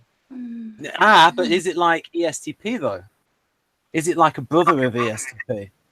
Wait, are we talking about ESTP now or ISTP? I'm talking about the ISTP description. I think LSI is in the wrong quadra. I personally think it's in the wrong quadra. No, LSI is not in the wrong quadra. Well, I think there's 5 types in that quadra. I think LSI is Putin, but I think Socionics would categorize MBTI ISTP as sort of like a reserved subtype. I have a TI Putin subtype of That SOCIONICS. could be. Maybe they have a 9 in their tri-type. Beef. Yes, Rachel, this is what it feels like. I'm like egging on the fight. I want to see this. Right. Bring on the drama. EP. You want drama? Yeah. I can give you drama. Yeah. Oh, fuck. But I think an ISTP is. I think Socionics would classify an MBTI and Keirsey ISTP as a reserved subtype of ESTP. Yeah, very, very reserved one. I don't know. I think it could also be Delta. I can't take drama. Like I really can't. You can stand up to it though when the pressure is put on you. If you say so. Yeah, you don't enjoy it, but you can stand up to it. Certainly better than FINX and TINX. Anyway, getting back. So Carol, so Bradley wanted to see this. Is this what you wanted to see, Bradley? No, I wanted to see the romance style. So the stuff that's about that. Okay. If you have a different Let me get back to that. So that's going to be on the other shared thingy. So beta quadra, and that means you want this one. Before we scroll down, I disagree with seeing deltas as unsupportive of group efforts. I mean, I'm a as an ENFP, I'm very facilitative and get things going and all about wanting everybody to want to and unite people toward a goal. So that doesn't resonate for me at all. I agree with you, Carol, because basically I make everything consistent with Keirsey, and if it's not consistent with Keirsey, I think it might be a little bit wrong. Because I'm a bit of a Keirsey, because there's less things to go wrong in Keirsey. Wait, 1 second. So it's the idea that delta are individualist, but you can be individualist. Yeah, but I'm saying that's wrong though. I'm saying that's wrong. Because I will come up with my own theory, because as we know from Keirsey, STJs and NFPs are cooperative.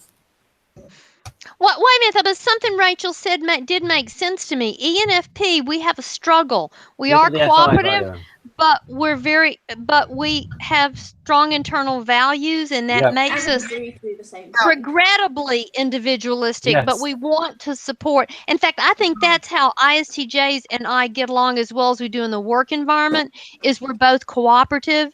And I think as long as I rein in my extroverted intuition, I'm cooperative enough that they can like what I bring to the table.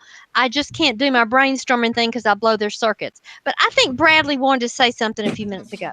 I wanted to say something too after Bradley, but you go first. No, I was going to say, I thought you were going to leave. So I wanted to make sure you didn't just like drop out and like not say bye or anything. So, well, I think Laura wanted to say something. Go on then. Well, I left. I just a quick comment about cooperativeness. Like I'm an INTP, and I see myself as being a very cooperative person. Avoiding, wanting people to go on. So, and I think I talked a little bit about this in the chat. So I'm kind of wondering, like, how would INTP's version of cooperativeness be different than, like, I don't know, an SJ's version or an NF's version? What, Laura? I think can I say something to that? Ben? I would read Barron's interaction styles behind the scene description. In fact, I'll send it to you if you like. And I think the behind the scenes is that's a beautiful description of how INTP would be incredibly cooperative in a group. Also, it's what it's about is INTP will think for themselves and be libertarian, but they want the group atmosphere, and so they will hold that back. And David Keirsey Jr. said something like, sometimes he'll interact with somebody and he'll just say, okay, you're mentally dismissed, but he won't actually argue with the person. Everything nice. Well, sometimes I'll feel a tension between, like, okay, we need to be cooperative with people, but then there'll be a side of me that is very pragmatic, kind of like, this is the efficient way to do this. This is logically correct. So I think sometimes I do have a tension between those two sides.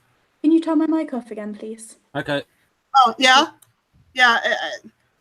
I said that sometimes I have a tension between being cooperative and then like pragmatic, like, we need to get this done. This is the efficient way to do this. This is correct. This isn't correct. And can you hear me? Yes, I can. Yeah, we're listening. We're just being polite. We can hear you. We can hear you when you lean forward, Laura. We can hear you perfectly. I think the problem was before you were far away from the mic, and we weren't ignoring you. We couldn't hear you. And I kind of moved my computer closer to me, because I hear you great. Push further back, and I might have a little closer. So yeah. And I think you're right about the interaction styles. I think, like, if your interaction style is behind the scenes, I think you are going to appear more cooperative.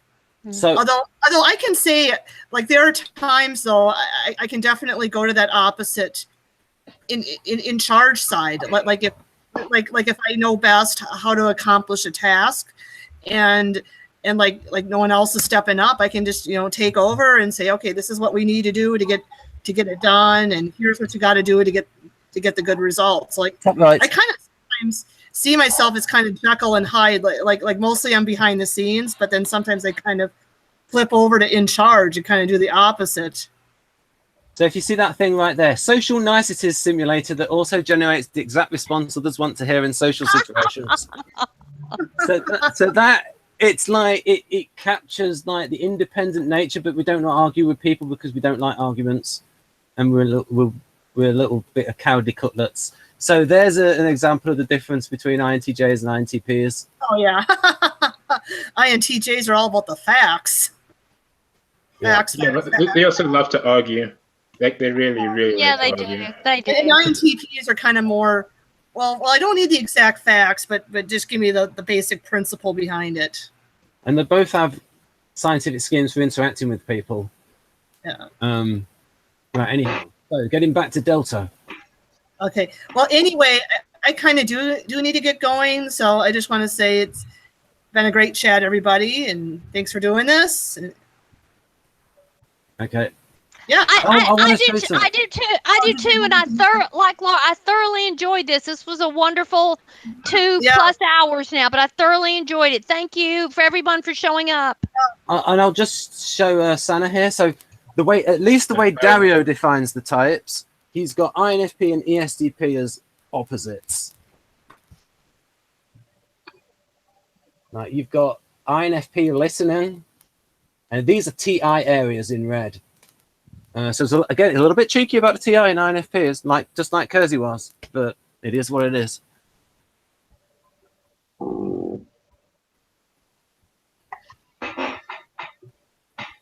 Oh yes, and Dario. I said I really need to get scanned by Dario. That $200. Yeah. I mean, it's on my to-do list. It sort of goes into the realm of like self-indulgent spending. So it would be like my entertainment budget would be to go and get EEG'd by Dario. But it is something to do on my to-do list. Well, we've been able to retain an audience this whole time. We got up to about 6 viewers, people watching live. Hello, really? live viewers, yes. So we've been doing quite well. Bit of a raucous hangout. It would have been better to do it as 4 separate ones, but yeah, I think it's too much to ask for 5 ego types to to stay in the course. yeah. So do you want to come back now, Rachel, and give us some more of your Rachelness? Right, I'll turn it back. So yeah, so this is is there any particular thing you would like me to show? Not me. I don't know about Sana. Because I've got about 400 graph slides.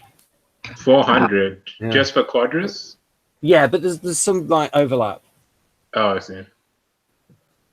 I've got this. I don't know because I don't even know what you have. Right, okay, so I think this is in deltas, like how they view Trump. And so you've got things like this about, we don't need a test to tell us what his words and behaviors already convey. You really love to, you really seem to love the INFP, ISTP dynamic. Because whenever one type is intervention in some capacity, it's like this always seems to pop up. Yeah, but because they conflict in Keirsey and it's almost as if in fact, 4 of the conflictors in Socionics are also direct opposites in Keirsey, and it does appear that they have extra things to conflict about. So, for instance, ESFJs and INTJs. But the most is ESTP and INFP, I would think. Really? You think that's the most... At least online, because the INFPs like to virtue signal about what about it. It's a thing. You know what they like on Facebook.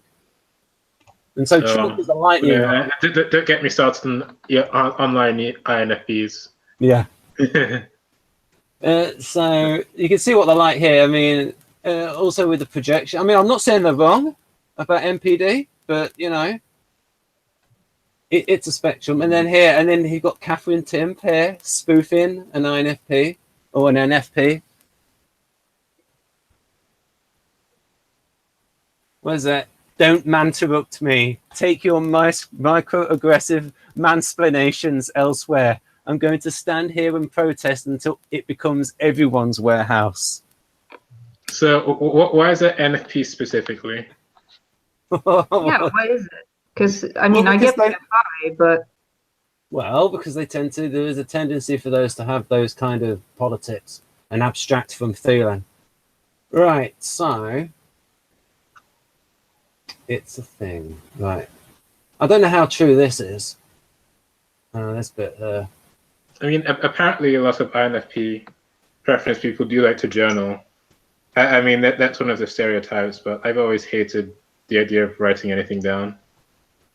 Well, you're a good example, Bradley, is like your artistic endeavors go towards music, and a lot of the INFPs go towards writing. And that's one of the things that Dario mentioned, that because I asked him about the creativity difference between, say, INFP and ISFP, and it goes more towards the senses with ISFP.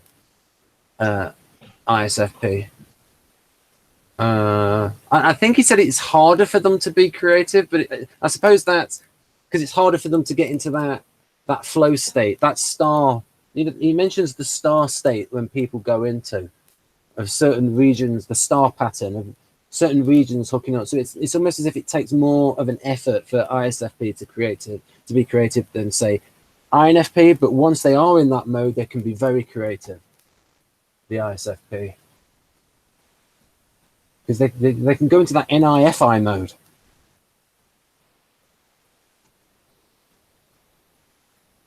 Yeah, I suppose. It is kind of I mean, I do get the sense from like a lot of ISFPs I know who are like jazz, who like to improv in jazz. Yeah. To me, it seems like it's something that it's very much a mode that they have to get into. Like, I don't think it's something that they can just openly pick up and start improvising. It's like they have to mentally prepare, and then when you talk to them after they've done playing, it's like they're a completely different person. Mm.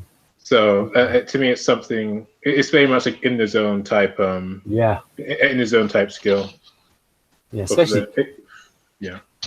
I can imagine that, like the unconscious competence, just going with the flow, coming up with stuff not even consciously.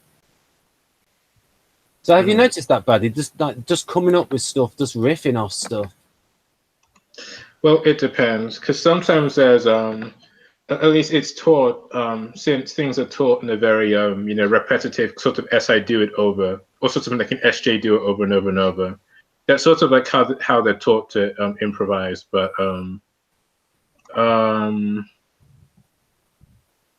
it's sort of like how Dario Nardi is saying, like, preference versus skill.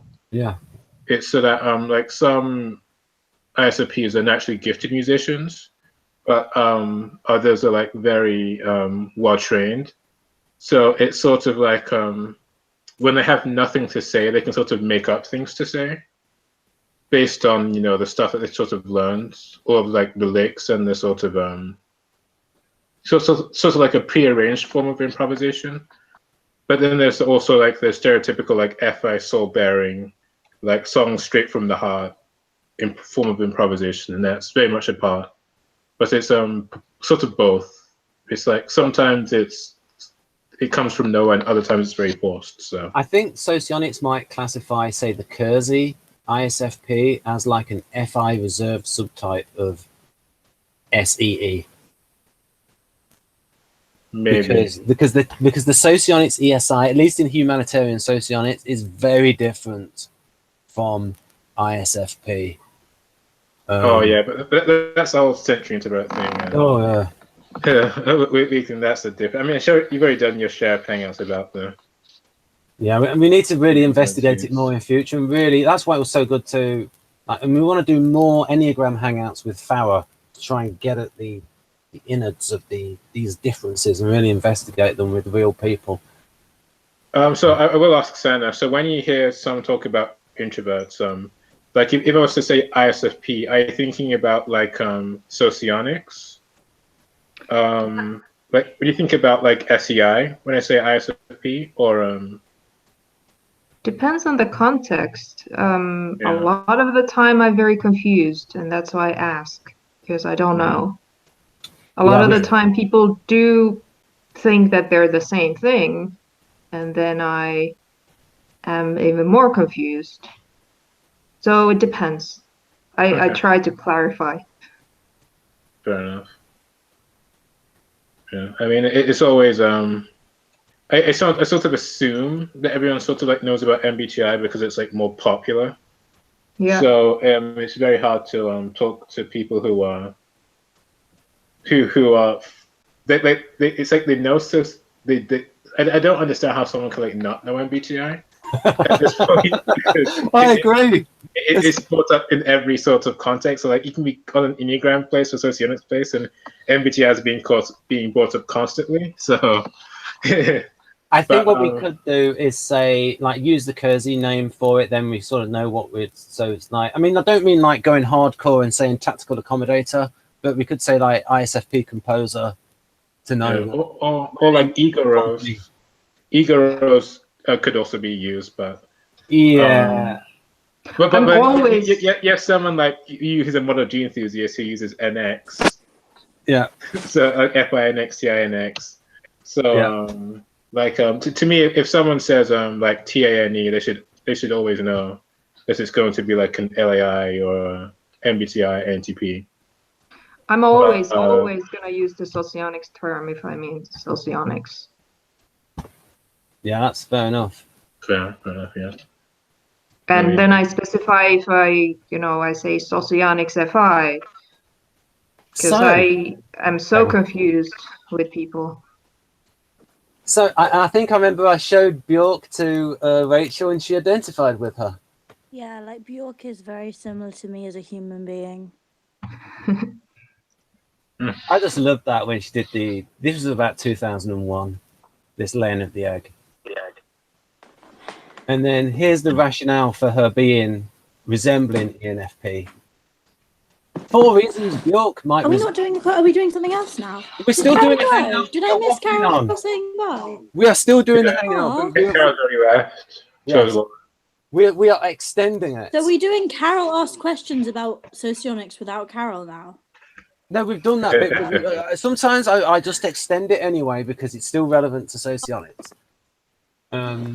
So we can talk about ENFP. So anyway, although talking about Bjork might not be relevant for everybody, so what I'll do is say screen. I thought there was some ambiguity as to whether Bjork was actually like what her type was, like Oh, whether she no. was an introvert, extrovert. No, she's ENFP a lot. She's like. We should like create more varieties of your term of that. Yeah, we will try. Well, we got the comedy. This I woman. spent the day with an ENFP. Are we still being live? Are we still Yeah, live? we're still. I think this woman might have those ENFP themes as well. She's not. She is not associated with anything to do with me. I do not know her.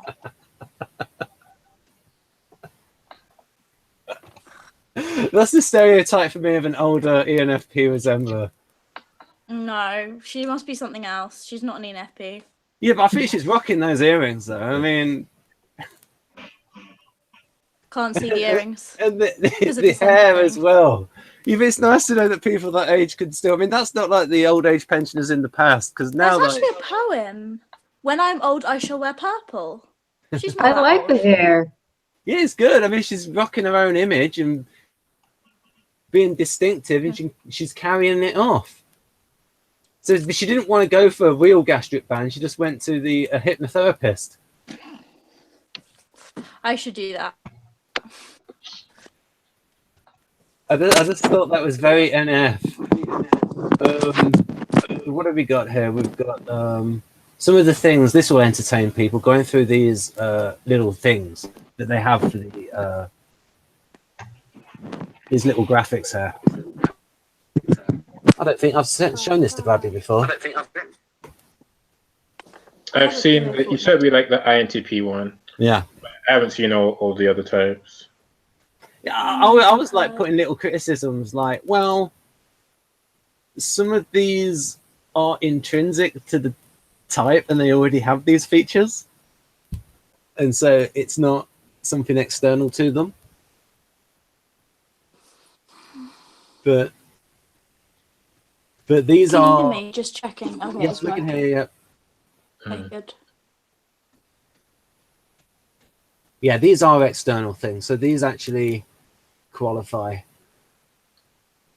Do they really want an anti-campaigner ray gun? Yeah, I was about to say that. They don't need it. I feel like ESTJs do most of the complaining, in my experience. And plus, they get a buzz out of, and I think Keirsey wrote that they like putting people in their place. What does a complaining ESTJ sound like? They complain about people who are complaining, and they complain about people who are inefficient and not getting the job done. Well, no, they also complain about like, people who are doing things that they think are wrong. Yeah. Can you give me a sentence? Like, what they might look like? Like a complaint. Something you heard in the world. Okay, here's an example. Those flipping liberals in Congress. They might say something like that. Or they might say those flipping Republicans in Congress, depending on whether they're a Democrat STJ or a Republican STJ. In my experience, it's more of a rant. They go to any place where they just ramble and ramble and ramble and ramble. And it's less of a statement and more of like a rant of the FINE. Oh, funny. I've seen them do that. It's quite funny. The thing is, I find it funny because I don't take it seriously, and then I realise I've made a massive mistake not to take their rambling seriously because it seems so ridiculous to me personally. Don't do that. We'll end up not in a place. I thought this was good. This is Kirill Kravchenko, who was interviewed. Now, this is on the channel. Sana won't like the name, but it's called MBTI Socionics. And initially, Bradley might say, like, there it goes again. But I initially thought that this was the person that was leading the channel. But no, she was an interpreter who was employed by the guy who is leading the channel. And so this is Kirill's view on Socionics, and I think it's an interesting description of its purpose. Well, that's very Socionics FI. Yep. Can you read it out, please? Okay. Well, let me. Okay, this is from Kirill Kravchenko, who basically teaches Victor's school, but he does it in a sort of more efficient, a more polished and directive way. I went to one of his hangouts. Unfortunately, I fell asleep, but I was able to take some grabs. Glad I'm not the only person who's like felt like right. Well, let me give the brief description of what I think Socionica is. As could be seen in the name of this science, Socionica, it is about different social types of people and interpersonal relations between them. The main purpose of Socionica is the improvement of these relations. Right. Okay. Anyway, so we can show more of these funny graphics. So that's not SLI. This is Keirsey ISTJ.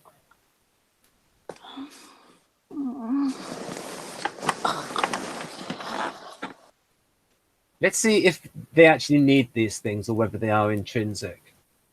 Hey, does Keirsey FI have that memory thing attached to it? There is no Keirsey FI. Well, I know there isn't supposed to be, but yeah, I know Wojtek thinks it was secretly using functions. Yeah, basically, is it the thing that is not there? Is it actually there? Okay, so if you ask that question again, I'll try and translate it into Keirsey terms. Okay, FI types, SI types in Keirsey. Yeah, do they have the and NP. What? The SJs and NPs. Yeah, especially the STJs. Do they have this? What's it called? Like this tradition, thinking about the past. All of the Guardians are like that. All of the Guardians like that in Keirsey. They're past focused. They're, like we said before, they're the most likely to say, "If it ain't broke, don't fix it." And I suppose that also with TE being very methodical, and the system works, they are the most rooted in the past. With the SFJs having that bit of TI, and they only really caring about the harmony. I think with them, the NE for ESFJ is like the manners. So it's generalizations across contexts. So it works a little bit different. Dario's looked at differences between STJs and SFJs, and he said that there is quite a big difference in the brain activity. And if people want to know more, watch the Hangout with Dario Nardi, where he went through all the brain wiring with those type patterns. But they're going to be focused. I think they're going to be focused on different things. SFJs will be more focused upon maybe past relationships. STJ is more on past methods. That's Bradley. Bradley, your mother's SFJ, and you've got some experiences of STJs. How do you think they are different? STJs and SFJs? Yeah.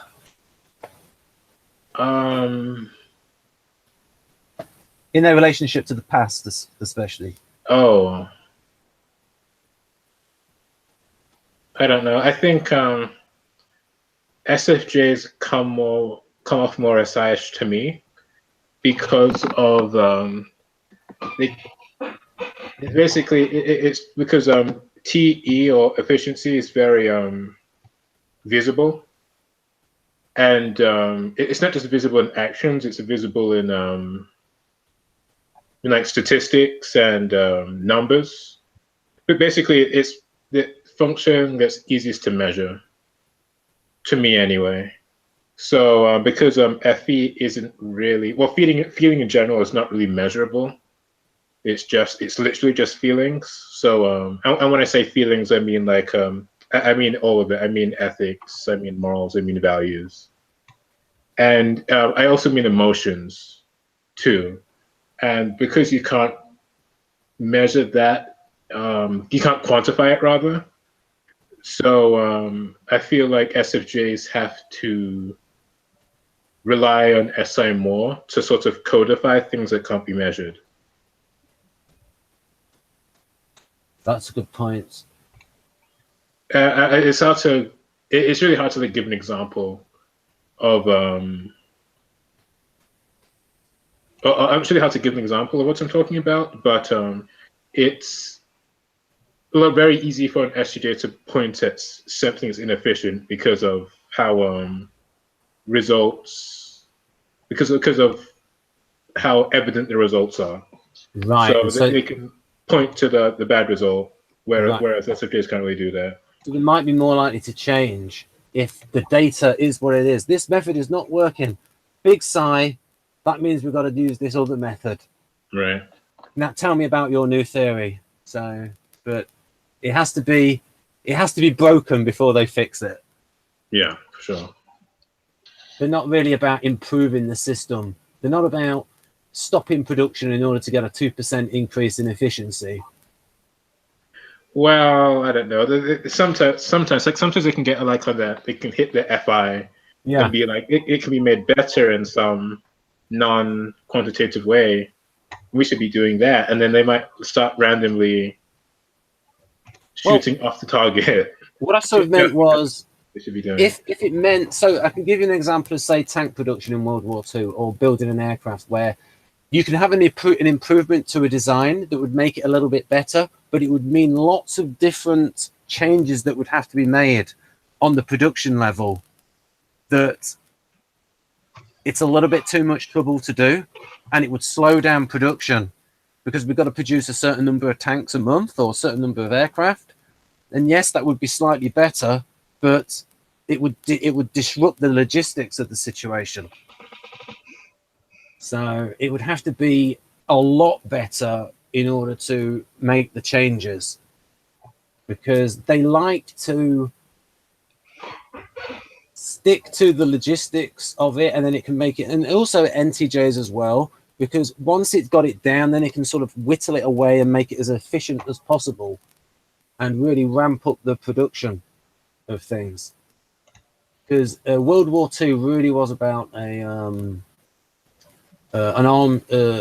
really was about a war of attrition, keeping up the numbers of equipment. Yeah, and both the United States and the Soviet Union produced a heck of a lot of tanks and planes. Sure. And they had a tendency towards getting stuck with one design and then just completely focusing on that. So in the Soviet, until it didn't work. Whereas Germany, what they did is they produced too many different weapons, and so it wasn't as efficient to produce. They're always trying to go for the best weapon, but it was took too long to make. So there was this tank called the Royal Tiger or King Tiger, but it was like 7 times more expensive than a Panther. But so you got to look at things like that, like what is the bottom line efficient. Now, taken too far, the STJs really wouldn't want to change anything until they really have to. Yeah, I mean, yeah, especially because SJs are so dominant. TE just do it is very much like if they want so many STJs around, I think that they wouldn't be so TE inclined. But because they're encouraged to not do anything else besides get results, that's sort of what they become. Yeah. Sana, I do have a question for you, an unrelated question about how you view NE. Is that earlier I was sort of talking about sort of like FE versus FI, or just extroversion versus introversion general house, about like width and depth. How do you experience any ego types? I guess would be my question. Depends. You don't have to spare any feelings if you have to say something. Well, I think I've known a lot of them, so there isn't like one single answer. My father is one. He's NE lead. He's ILE. A lot of the time, I zone out during the tangents, but I do feel like there is the ability to get each other. I just don't have the patience to go on, everywhere at once. I think I'm more focused, or like to be more focused, not necessarily that I am. I have the same experience with my father. I have this experience with my father. I'm just like, Dad, I asked you a specific question. I want to answer this question. Can we please stick to the topic? Especially sometimes with my dad, he'll literally like insert bullshit, like random intervals to make it look like he knows what he's talking about, and thereby end up answering a completely different question that he feels like answering rather than the question I asked him to answer. And that's like the most upsetting thing. Yeah, maybe it's a dad thing. Oh, actually, her dad is also. But Rachel, I want to teach you things. It's like, Dad, but that's like not relevant to like my exam fucking tomorrow. Yes. Well, that's a very common experience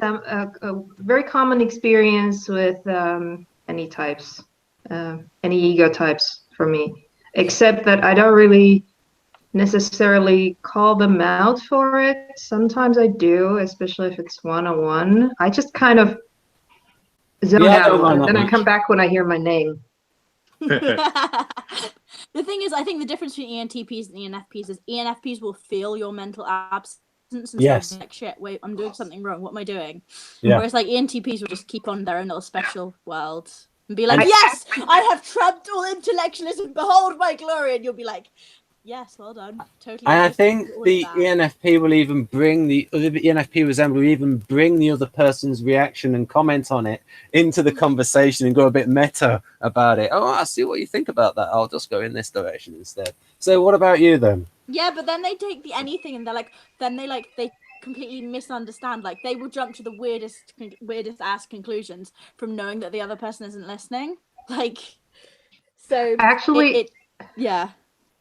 I want to point out that I feel like I usually get along with ENFPs very well. I don't I've had friends and I never feel like I never really feel bored. I don't think I zone out with ENFPs. Oh. They're probably the hardest type to zone out in front of. One of the hardest. Because they're so damn hypersensitive. Like, you say that for a millisecond and like, shit, what did I do wrong? That might be me personally, but I feel like a lot of ENFPs are very sensitive to like whether like attention of the other person is. For sure, and ENFPs are going to they're going to adapt. So it's not really a problem. I think with any ethical types, it's easier because both of you are going to be adapting. I didn't do that today. I feel like frequently I don't, but when I don't, it feels uncomfortable. Whereas like, Yeah, but you do it because you want to get the other person. It's not like you're faking it. I don't know. This could get quite deep. We're Yes. alive. We'll have the discussion afterwards. We are holding an audience. We have 3 live viewers. So at least 3 people are hearing what you're saying right now. Oh my goodness, imagine if it was just the people who were formerly in the Hangout who were just like watching from bed. Unless Or they're actually, all NI imagine types falling and they asleep. zoned out. We even peaked at 6 No, viewers. they're at one literally point. asleep. They're literally dreaming and then like they're just there and they've fallen asleep by accident. Right, so certain things that I think these are certain things I wrote about the break function, I think. Yeah. Oh yeah, I wrote that about SETX and NETX.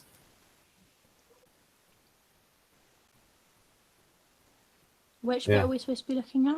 I was just looking at there The about first and second point. yeah, So- for the FE tertiary types. Can I ask the question back?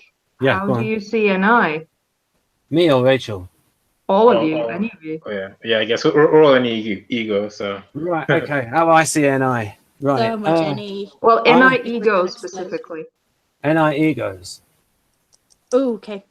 Does anyone Right, have okay. like stuff coming to mind? Okay. Wait a minute. I like the way Keirsey does it, especially for the NTJs, where he block it with where it looks like it's being blocked with practical action, and so they can see, they get things, they know how to perform actions in the right order to achieve a long-term objective. The NTJs, we see, and I agree with Keirsey, seeing NI because it's so hard to define. I like what it looks like. I like the effect that it has on the person's behavior to sort of like show what the practical uses of it. So it's very good at serial organization. NI, when it's with TE, when NI is with FE, it's very good at guiding people. As we've mentioned in your case, Sana, with the role of counselor and then the role of the teacher, leader of the group, leader of the movement, the educator, the mentor, educator, mentor, counselor. So contrasting. I'm not going to say everything's so contrasting to my perspective of my personal experience of NI, which is a bit differently to how I see NI leads, because I don't know. I don't really know much on that. I can only say like my personal experience with NI. Go on then. Like for me, like what I associate with NI, which might be a misunderstanding, is like basically like a dream world where there's like a lot of ambiguity and you can like reflect on like, maybe this is more NE though, because like it's like when I look inside and I see like a pool of like, again, see possibilities, this sounds a lot more like NE. And Yeah, then that's yeah, exactly. See, like alleged, I don't know. I think I get so mixed up because allegedly I'm an NE lead, and I'm like, oh, Well, let me ask it this way. How is your interaction with IEIs, for example? oh, I find their structuredness can be a bit cold and difficult for me to adhere to. Like I can find that I can very easily overwhelm with them, but then I have my own way of keeping my thoughts structured. It's just it fits into lots and lots of categories.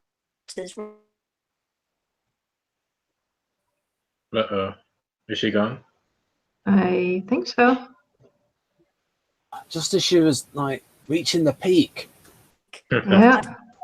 Oh, Oh, you're coming back about your categories. I think you're switching between different systems and categories and things. If you say a bit more about that, I think that's what you're going to say, or what we're saying before you broke up.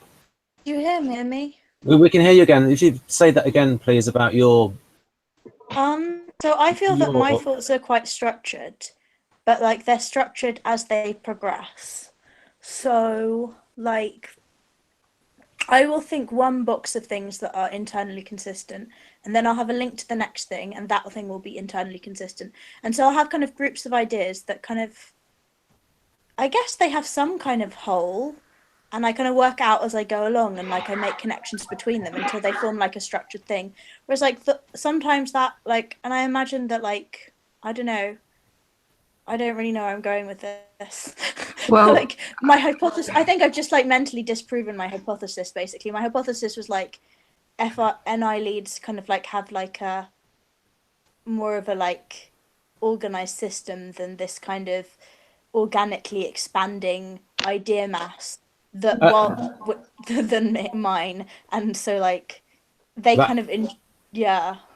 What I'll do is I'm going to find that Sana, you can explain your thing, and I'm going to get the graphic that both Linda Behrens and Victor Galenko use. I do have an describe a sense of certain kind NI. of I just don't know how to explain it.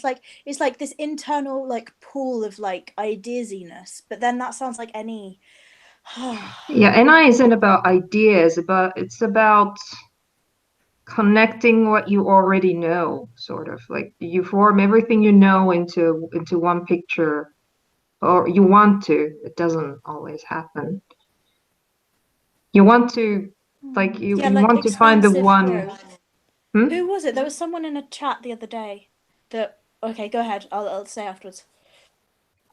No, it's just that I just think it's more focused. It not necessarily. It's not. I'm not saying that it's internally focused. I don't think NI is in any way necessarily structured, but it's it has a goal. It wants to get to that goal. Whereas I think any egos are more. They enjoy the exploration way more than NI egos. NI egos just want to keep on going towards whatever it is that they are working towards. Oh, okay. So this is how I experience my goals over time. Yeah. Once again, it's The thing is, part of the theory is that ENFPs have got this NI thing running in the background. It's there. It's true, but it's so difficult to define. Yes, I mean, you're going to have both, obviously. Yeah. I feel like they work together for me, but I feel Yeah. like they're They very do. They do. I'm pretty sure they do. It's quite ouch. So we could flip this around. So how does any work for you, Sana? I think it's like whenever my current approach doesn't work, or I'm stuck, or I need to I need to find a new approach, then it kind of kicks in, and then it keeps on going until I find another viable idea, and then it stops. Right. So it's kind of it's a help. So, Rachel, you know when you mentioned before about different frameworks, this is a theory from Victor Galenko about a form of cognition called holographic panoramic. And Linda Behrens has done the same diagram. This is the idea that if you look at something from one angle and then you put it together. So ENFP and INTP like to look at something from different angles. And it's almost as if they're looking at one truth from different angles. And from looking at it at different angles, they get the bigger picture. So that makes so much sense. I've seen that in people, and that's probably a lot of the time the reason that I agree with them on socionics definitions, because they think that they're, they're looking at it this way.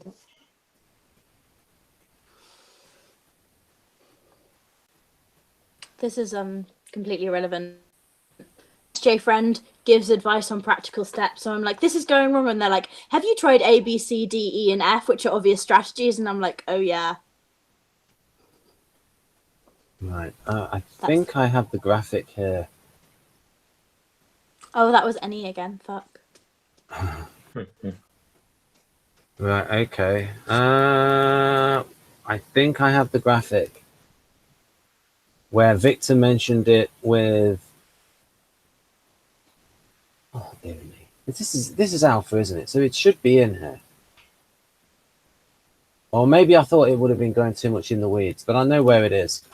Right, I'm going to get that thing out about, I'm going to put it in here. That's not the right one. that I need to go into the slides that's got about 500 slides in it. So slides common to many Hangouts. I'll open that one up and then I'll go to it because I know where it is. Right, and then because what I'm going to look at is the thing where Victor mentions the form of cognition. Right, so that's ECNH. I've got to go all the way through these to where it talks about functions. What's that sound? That was my mouse wheel. This Okay, it is sounds like an evil castle. right. Where was? All right, this is it. This is where it talks about it. Right. Right. This is about the projection. This is about how Victor Galenko on TI. The last thing we will talk about is structural logic. I have myself suggested 2 versions for the name of positive structural logic. The plus sign, TI plus, stands for addition. So when we add, we build a structure. I mean, in structural terms, addition is construction. So LSI, well, not quite that. It's typically like the type of best in practice. The minus L, TI minus, the negative structural logic is the logic of analysis rather than a combining and builder. So LSI, he builds a successful structure. He will consider it like if it works, he considers it correct and one he doesn't deviate from. But if we consider the LII type, they try to see different facets of the same function. Victor is referring to Linda Berens's book, later corrected to lindaberens.com, has the example of, and this is where he did the cylinder with different projections. If we look at a cylinder from the side, we see a rectangle. If we look at it from the narrow side, we see a circle. And the question is which one we consider a correct projection. So LII will consider both projections correct. And that's an example of multifaceted logic with negative sign. So it's not uniform logic like the LSI. It's fractal logic, fragmented. So this fragmented multi-level way of thinking is often not accepted by others. And this is also the kind of thinking that you get with ENFP, with holographic panoramic. So LII is often misunderstood. And then I said, yes, it is.